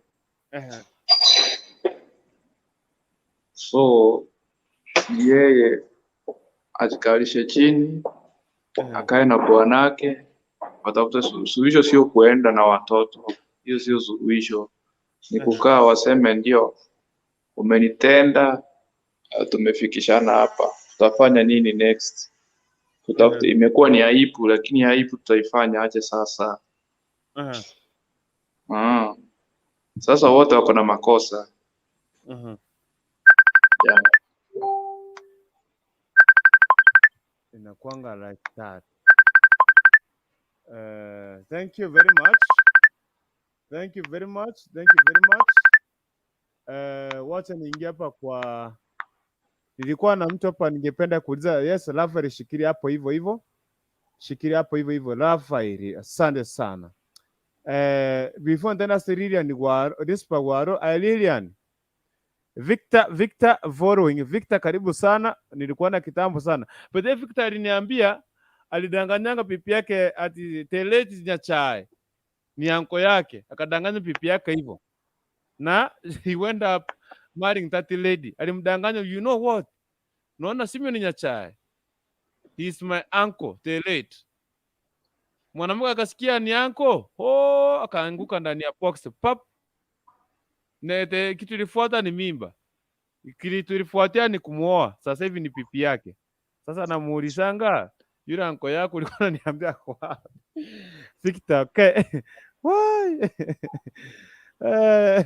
Lilian. Lilian. Yeah. Uliniambia ulidanganywa. Yes. Tell us. Hata si nilisahau. Nilikuwa nakwambia aje. Ulidanganywa? Ukikatisia mtu unajua nini story inapoteaga.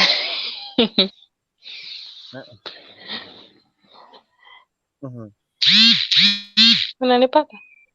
Nakupata, yeah, nakupata mimi. Ulisema kuna vile uliambiwa kuna nini na nini pale. Ulidanganywa aje?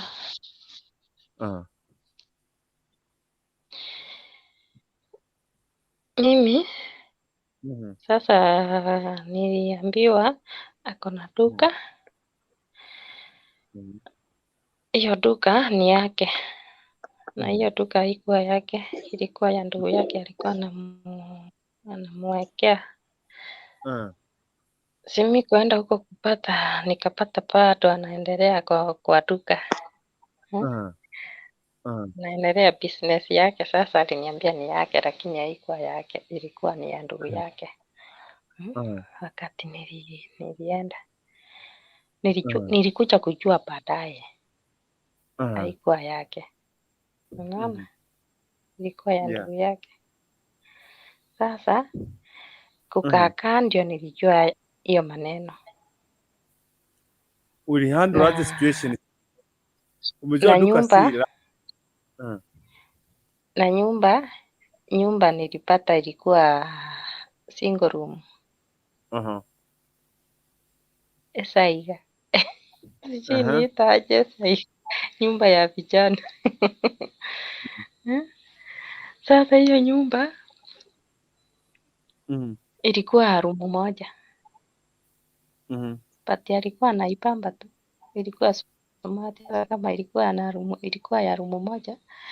Alikuwa anaipamba iko smart. Sasa kukaa ndio nikakuja kugundua. Hello my friend. I see.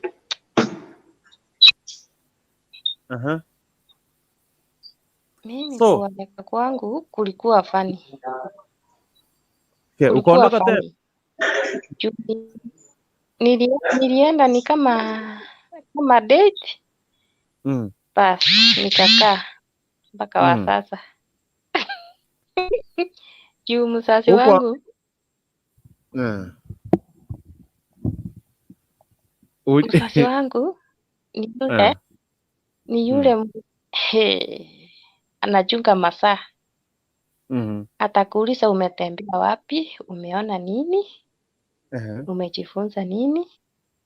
Hiyo ni ile masaa utachelewa kufika nyumbani saa 12 sharp. Amekaa kwa kiti tikoli, angalia unatokea chini ama unatokea juu. Nana hizi ama kulia yangu si ogotirimo kakorumate bakaruguru gasekwa bakaroche ose bakagwatira gukiruguru bano sarasa katikati hakorigera ringa yokorwera korumate koruguru echi saa ngapi? Utaulizwa maswali. Sasa mimi nikaenda, kijana akanifungia, nikalala. Sasa nikasema hakuna mahali nitaenda. Naye alikuwa anaamua tu. Mimi nilienda kuangalia situation vile iko. Nikakaa mpaka wa leo.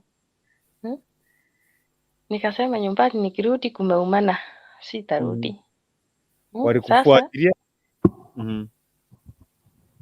Hakuna mwenye alikuwa anajua mahali niko. Nilienda. Nilichomoka dakika. Sikuwa napendaka kutoka home. Sasa hiyo madakika yenye nilichomoka sikuambia mtu yote. Hapa sasa hapa kuna kastori kada. Ulipige hesabu wacha nitoke hivi pike for 2 hours sema 30 minutes tena nirudi. Nirudi Uliitwa ama wewe ndio ulijipeleka? Tulikuwa tunaagana. Niende. Na akakuja mpaka karibu kwetu ndio niona ako serious. Sasa nikasema huyu mtu ni kama anataka kukuja home, na akikuja home apata baba yangu itakuwa shida. Wacha nitoa. Kitu nitafanya wacha nitoa. Juu nimeona ako serious. Sasa kufika nikapata mtu ako serious kabisa. Si nikakaa kabisa nikalala. Sasa hiyo kulala singerudi nyumbani tena. Wewe ulikuwa umeamua ama ama ni mapenzi Sikuwa nimeamua. Sasa ilibidi nikaamua. Hata kama sasa niliona yaani maisha yao iko chini kidogo, hakuna vile ningerudi nyumbani. Juu nimeshalala. Hakuna vile ningerudi. Na hakuna mahali tunaendaka. Mzazi wangu hakuwa anaturuhusu tutembelee relatives. Hakuna mahali ninajua nitasema nilikuwa kwa fulani. Unaona? Sasa hapo nikapiga hesabu 2 3 nikasema sasa kama ameamua acha nikae. Na alikuwa ameamua yenyewe. Hata kama walikuwa wako chini, sasa mimi chenye nilisema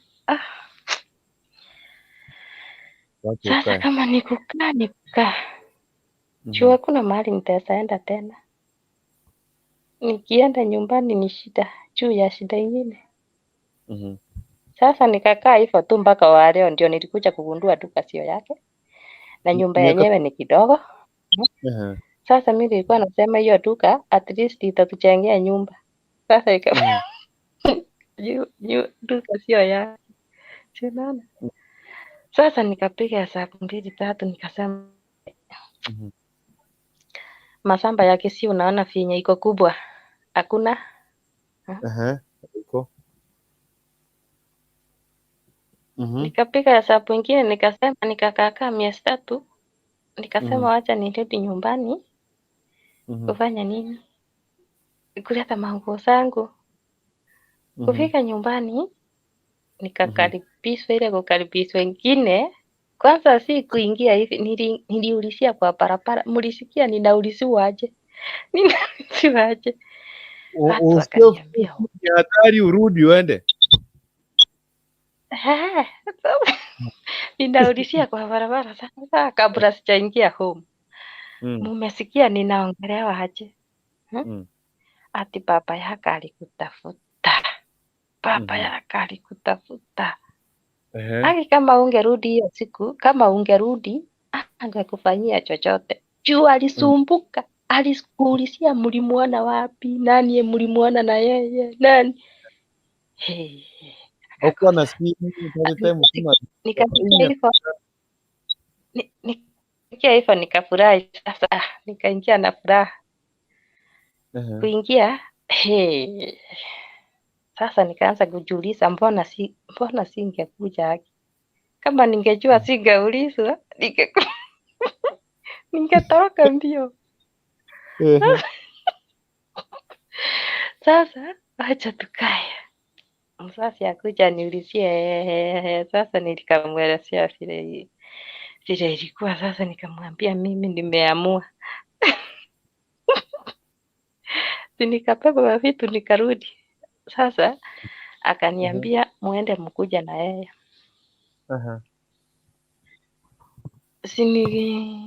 Nikaenda nikamwelezea. By the way, baba yangu alikuwa ananiheshimu sana. Alikuwa ananiheshimu juu nilikuwa mwaminifu. Nilikuwa mwaminifu sana.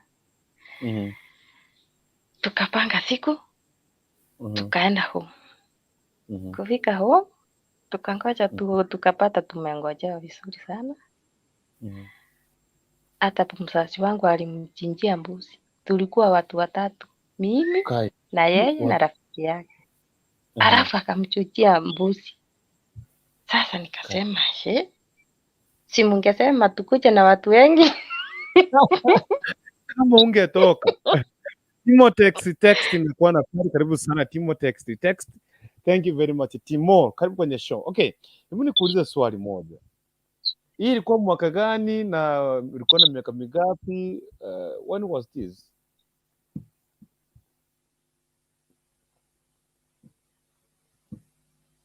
Hello? Ilikuwa mwaka gani huu? Huu ni mwaka gani? Ulikuwa na miaka mingapi? Au ilikuwa when? Wachana na mwaka. Wacha niongee story yangu mimi. Sasa you know it is educating.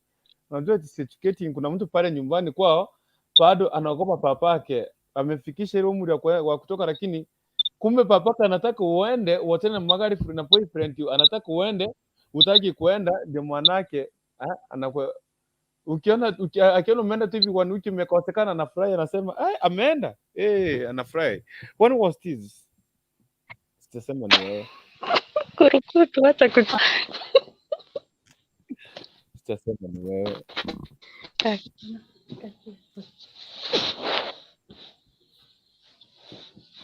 Makori. Yaani umeamua kufikia hivi. No, Wacha kunichomea. Wacha kunichombea.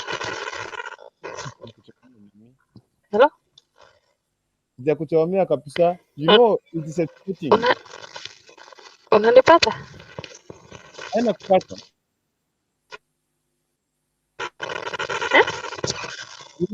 Ninakupata vizuri.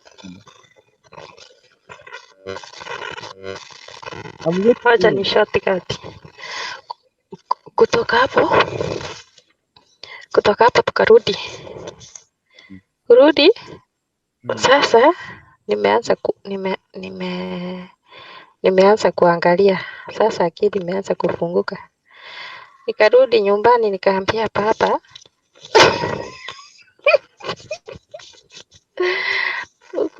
Huko hakuna shamba.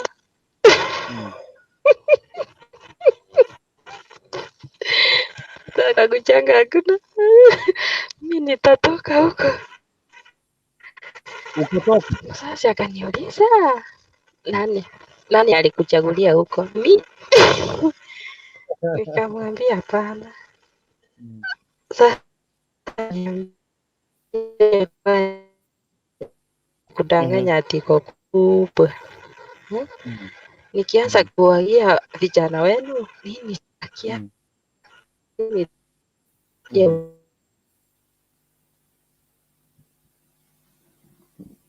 Network.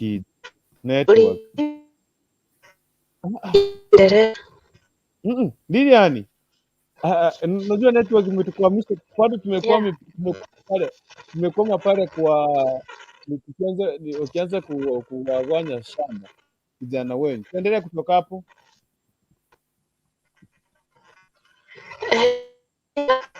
Hii shamba yenu unaona kubwa ndio inakudanganya.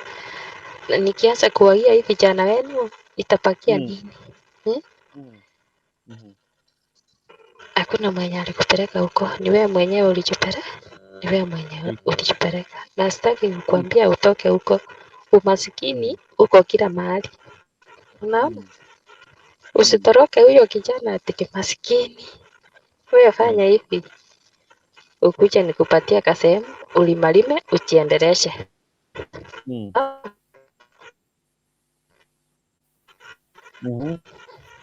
My first born ako form 2. Mimi naendelea kulima huko.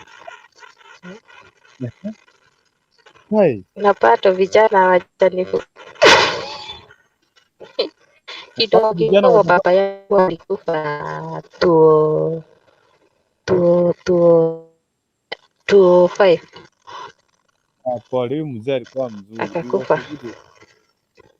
Pole. Mwenye ni sasa kutoka hapo mimi naona ninaendelea. Nilijikakamua, nikajenga ya mabati.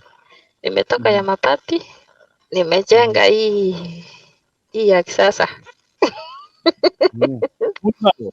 Ya matofali.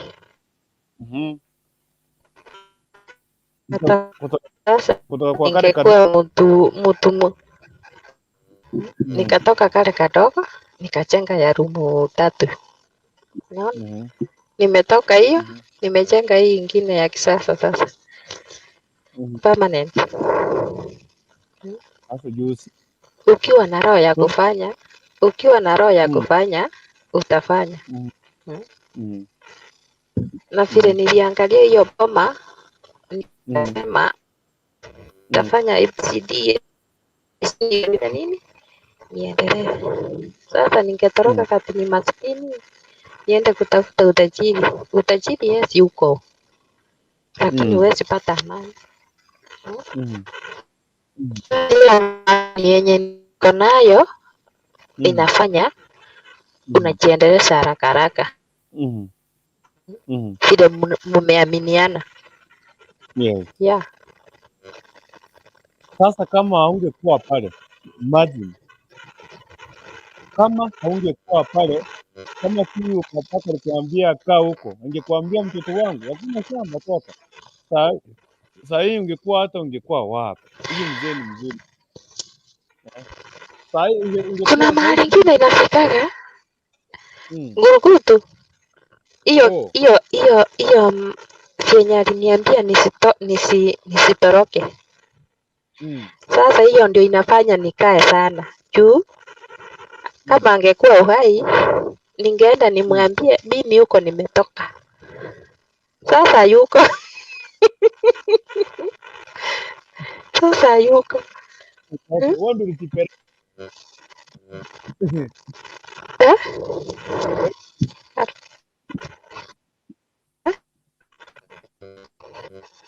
Network yangu sio poa. Iko sawa.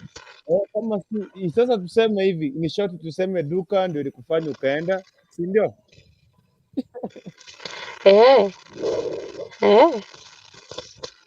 Okay, so huyu mwanamke ajitie moyo, atakuwa somo ya siku moja. Apunguze maandazi, awache kukula maandazi. Ulikuwa unakula na maandazi hiyo tu mama, ulikuwa unasema au you tuambie. What you used to do. Sasa mimi si kuwa yule mwenye anapenda kukula hivi vitamu sana.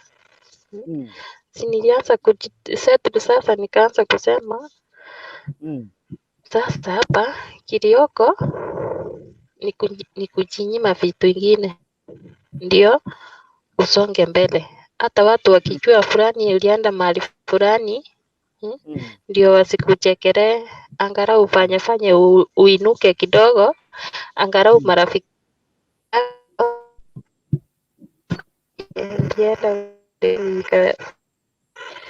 na vile ulikuwa unatulingia hapa, mtu anakuongeleshea alafu utaki kumsikiza. Watu walikuwa kuongeleshea wenye mali alafu na wakataa. Si unaona hapo kuna challenge mingi, kuna na hapa hebu wacha nifanye hivi na hivi ndio niinuka at least kidogo, nitachekelewa hata kama nilikuja mahali iko chini kidogo, nikawacha wenye wako na mali. Hata mi nataka kuwaonyesha mi naweza. Hata kama hakuna mali mi naweza. You did it. Exactly. Sasa huyo mwanamke alikuwa anataka apate vitu viko ready, kila kitu apate iko kwa hiyo nyumba. Atulie tu relax.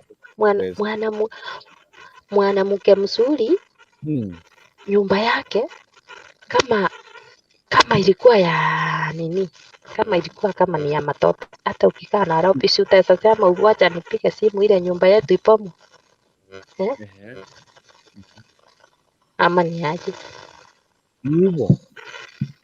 Kwani utakaa mpaka usae bila kujua nyumba yako inaendelea, ile nyumba inafunguliwa palipi ingia ndani ama ni aje? Piga su kufagiwa hata palipi ingia ndani. Unaona? Si utajua kuanzia hapo nini inaendelea. Yes.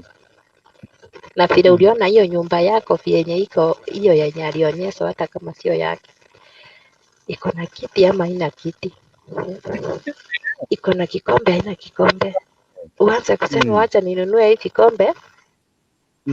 Mi nataka kupeleka vitu yangu home, ndio chochote kikitokea upate tuko na vitu yetu. Yes. Unajua ni vitu vidogo utaweza ongea ujue huyu mtu alinidanganya. So Lilian, tuambie msichana hivi, yeye aliona nyumba ya wenyewe akapenda mwanaume, amepata nyumba si yao, aendelee kupenda hiyo kijana. Kama vile wengine hapa, dada mkubwa aliniambia alidanganywa gari ya wenyewe. Kuuliza mzee anamwambia kuna gari, lakini sasa kuna nyumba ya Nyanza.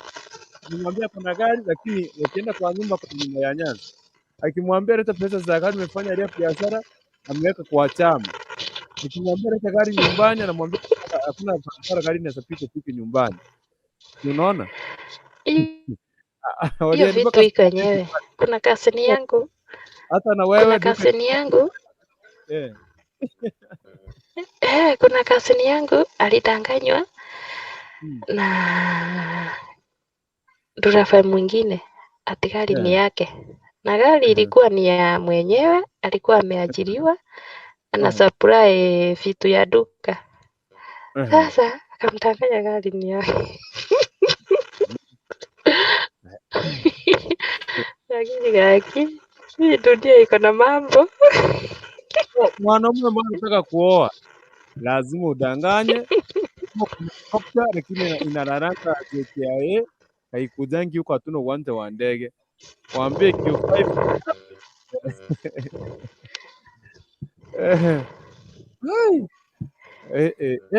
okay. Lilian. Lakini siku hizi ukijaribu kudanganya, mtu ajue ulimdanganya hapo ni kukuacha tu hapo tu, utakuchomoka mbio. Sina kudanganya na kuweka huko, unazaa kwanza watoto 3 ndio tunakuleta, tunarudi nyumbani.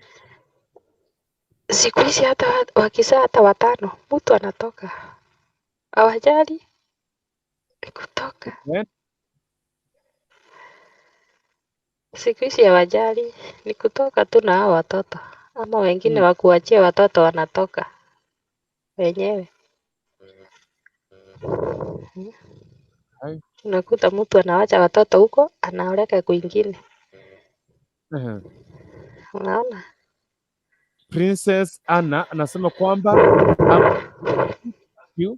Princess Anna anasema tuned in. Princess Anna, kuja hapo niambie wewe huyu mwanamke amedanganywa. Wewe umedanganywa. Unaona kama mwanamke anaoleka anasema mimi nilidanganywa gari, mimi nilidanganywa nyumba, mimi nimedanganywa duka. So kumbe men we should teach a mean. So if you want to marry because you Lilian saa ni kuja kuambia mtu nataka I want to marry you na nimwambie the reality. Haizi kubali, si ndio? Hawezi kubali siku hizi. Kuna vitu vingine utaweza mwambia, kuna vitu vingine utaweza ongea ya ukweli, kuna vingine unadanganya. Sio unasema ukweli. Sisi tumekuwa tukiambianga ukweli hawataki.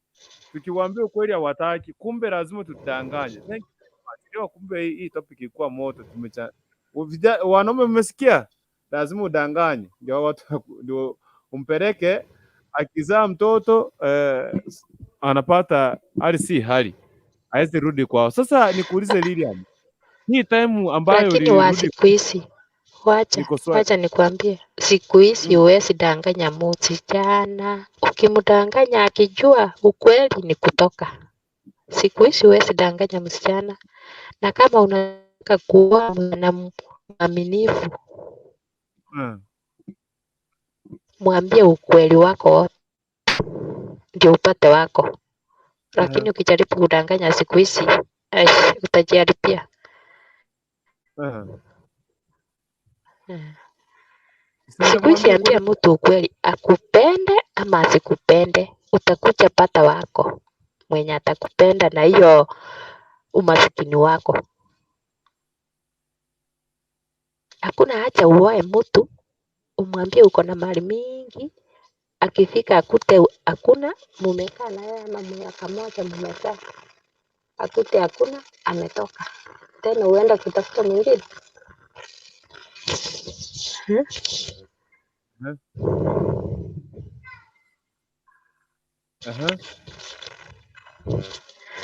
Siku hizi hakuna kudanganya.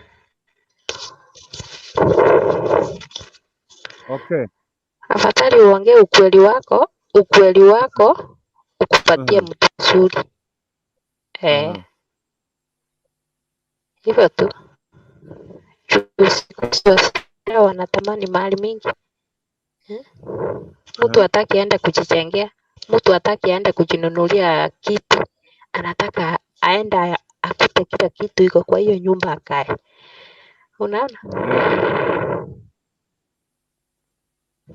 Sasa kikuja angalia, hakuna kiti, hakuna nyumba, hakuna nini.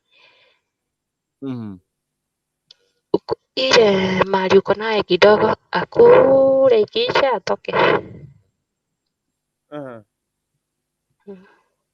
Siku hizi sioni hakuna haja ya kudanganyana.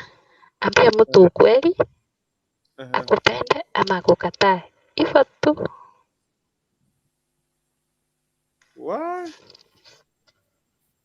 Why? Okay. Kwa chero hapa ndio kabla tumalize kwenye show yetu ya siku hii leo. It is really more fire. Mimi hapa watu tunasema tusiwaambie ukweli. That is feel like teach them we go. Chero, I'm waiting you here. This topic, you know, guys, come to real. So kama hujaeleka tafadhali, be aware kwamba utadanganywa. Be aware, be ready, you'll be cheated.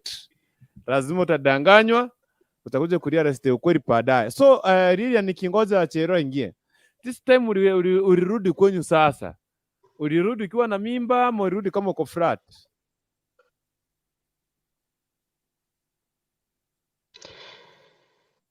Nilirudi aje. Sasa mumerudi kwenyu kwenda kuulizia kwenu mnasikiaje? Ati ulitafutwa sana. Sasa umerudi kwenyu nyumbani mara ya kwanza baada ya wewe kwenda. Baada ya miezi michache umerudi na pori nyumbani ama? Nilikuwa fresh.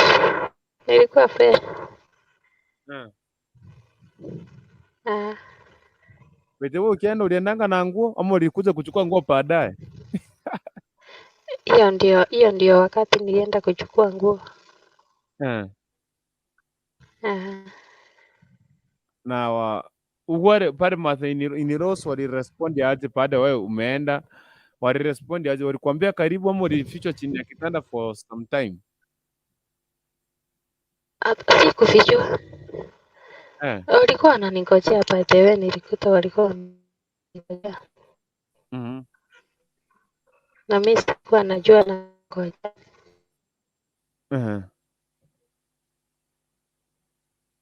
No. Ni kama Chero network imemkataa, naomba uweke maneno yako ya mwisho. Leo jioni tutakuwa na mgeni leo jioni. Kuna msichana ametoka Ghana, ni mwenye atatuambia maisha ya Ghana yako vipi. Kwa na area kwenye show. So tusikose. Maneno yako ya mwisho sisi tuondoke. Karibu sana.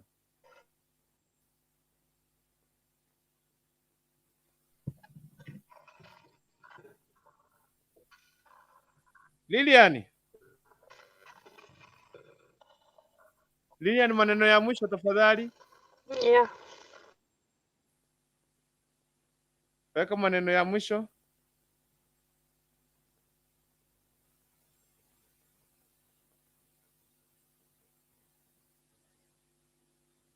Anyway, ni kama network ndio shida, si ndio? Kama mtu amekupenda. Okay, sema kwa maneno ya mwisho, nimekusikia sasa. Network ni shida. Sawa, sasa nimekupata. Mimi ningeambia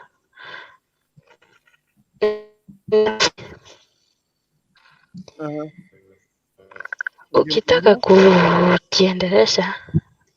kujiendeleza vizuri, wacha kutamani mali mtu ako nayo. Enda tafuta yako ama mtafute wote wawili pamoja. Kama hakuna nyumba, mjenge nyumba nyote wawili. Sio mnasaa wawili. Kila kitu mtafanya mkiwa wawili. Mbona wewe utamani ufanyiwe uende upate iko ready. Na hiyo ya ready iwezi kukupeleka poa. Labda kuna mwenye alijenga hiyo iko ready. Yes.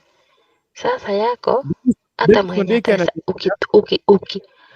ukitoka mwenye ataingia ataambiwa hiyo nyumba ni ya fulani. Dennis Ondeki anasema kukurikundu siku hizi unasema ukweli. Na wako kama ni wako ni wako tu. Kama mimi nilimwambia ukweli sina nyumba na akakubali tu, akakuja, tumekaa na sai nimejenga nyumba permanent tena smart sana. Sasa wewe uliangukia. Thank you Dennis Ondeki, asante sana mtu wangu. Yeye alimwambia ukweli. Ondeki ako hapo atuambia how was the experience. Unajua wanawake kuna kitu lazima wanaangalia. Nifaa kuja kukubali kuna kitu ameangalia kwako. Ndio maana yake. Anyway, Lilian tuendelee.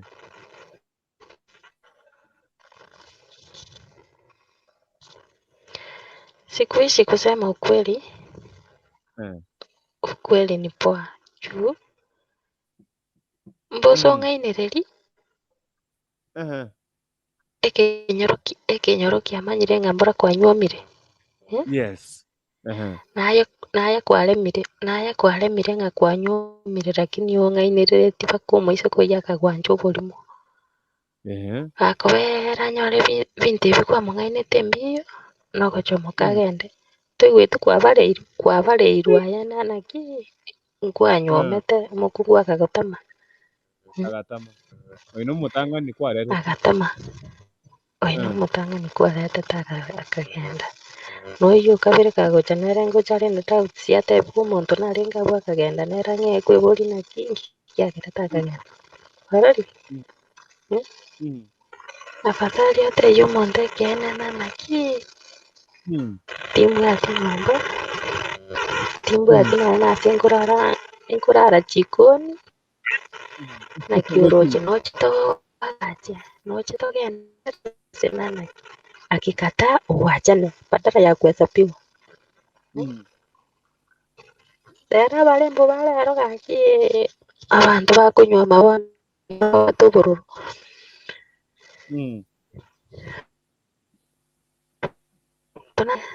lakini ekene kukwane okonyoru yoro bonere uriyo simuite kurume yani nana ki umuntu ya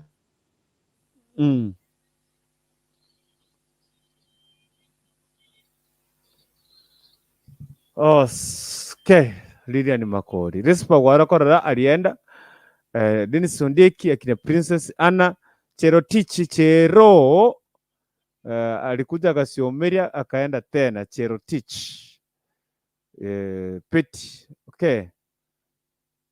Ndio tukimuuliza maswali hapa pati. Appreciate you guys. Lilian Makori nashukuru sana and everybody and anyone who's ameingia kwenye show. So watu ready wale wako single funga.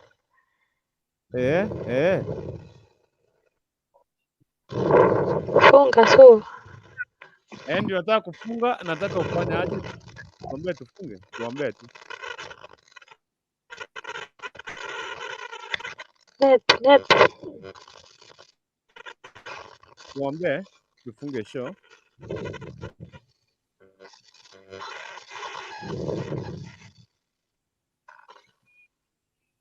Tulipata. Okay, tuombe. Burukutu. Unanipata? Ninakupata, yes, tuombe na mimi nakupata vizuri. Ninakupata, tuombe. Sawa.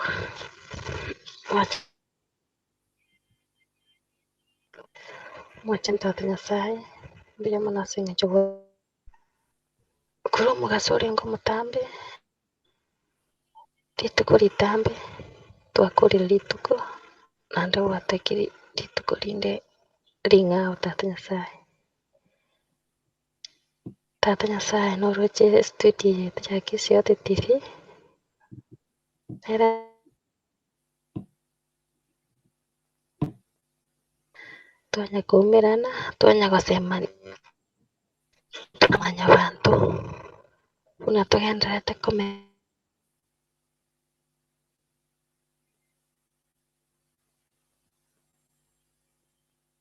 sai tigenya kobo egera twanya gusemani tatumenya mabira mangi biyamana singinje yake ukiubu moto atakia busotari wakana kindi yose biyamana singinje afya twete tatumenya mabira mangi tatarora jinsi ichi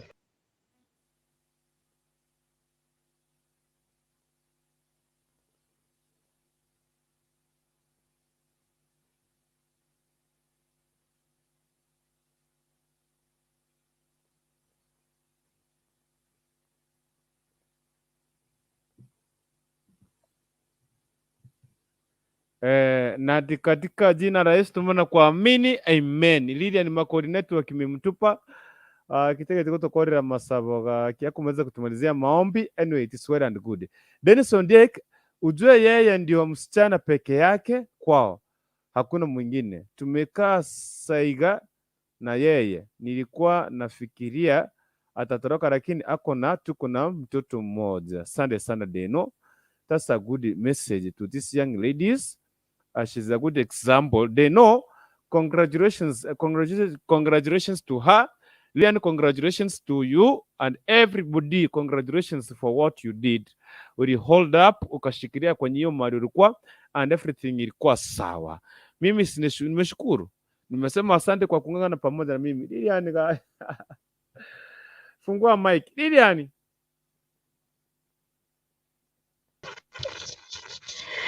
Gwateba Amina gakia gugurukutu. Mwana mimi nateba Amina.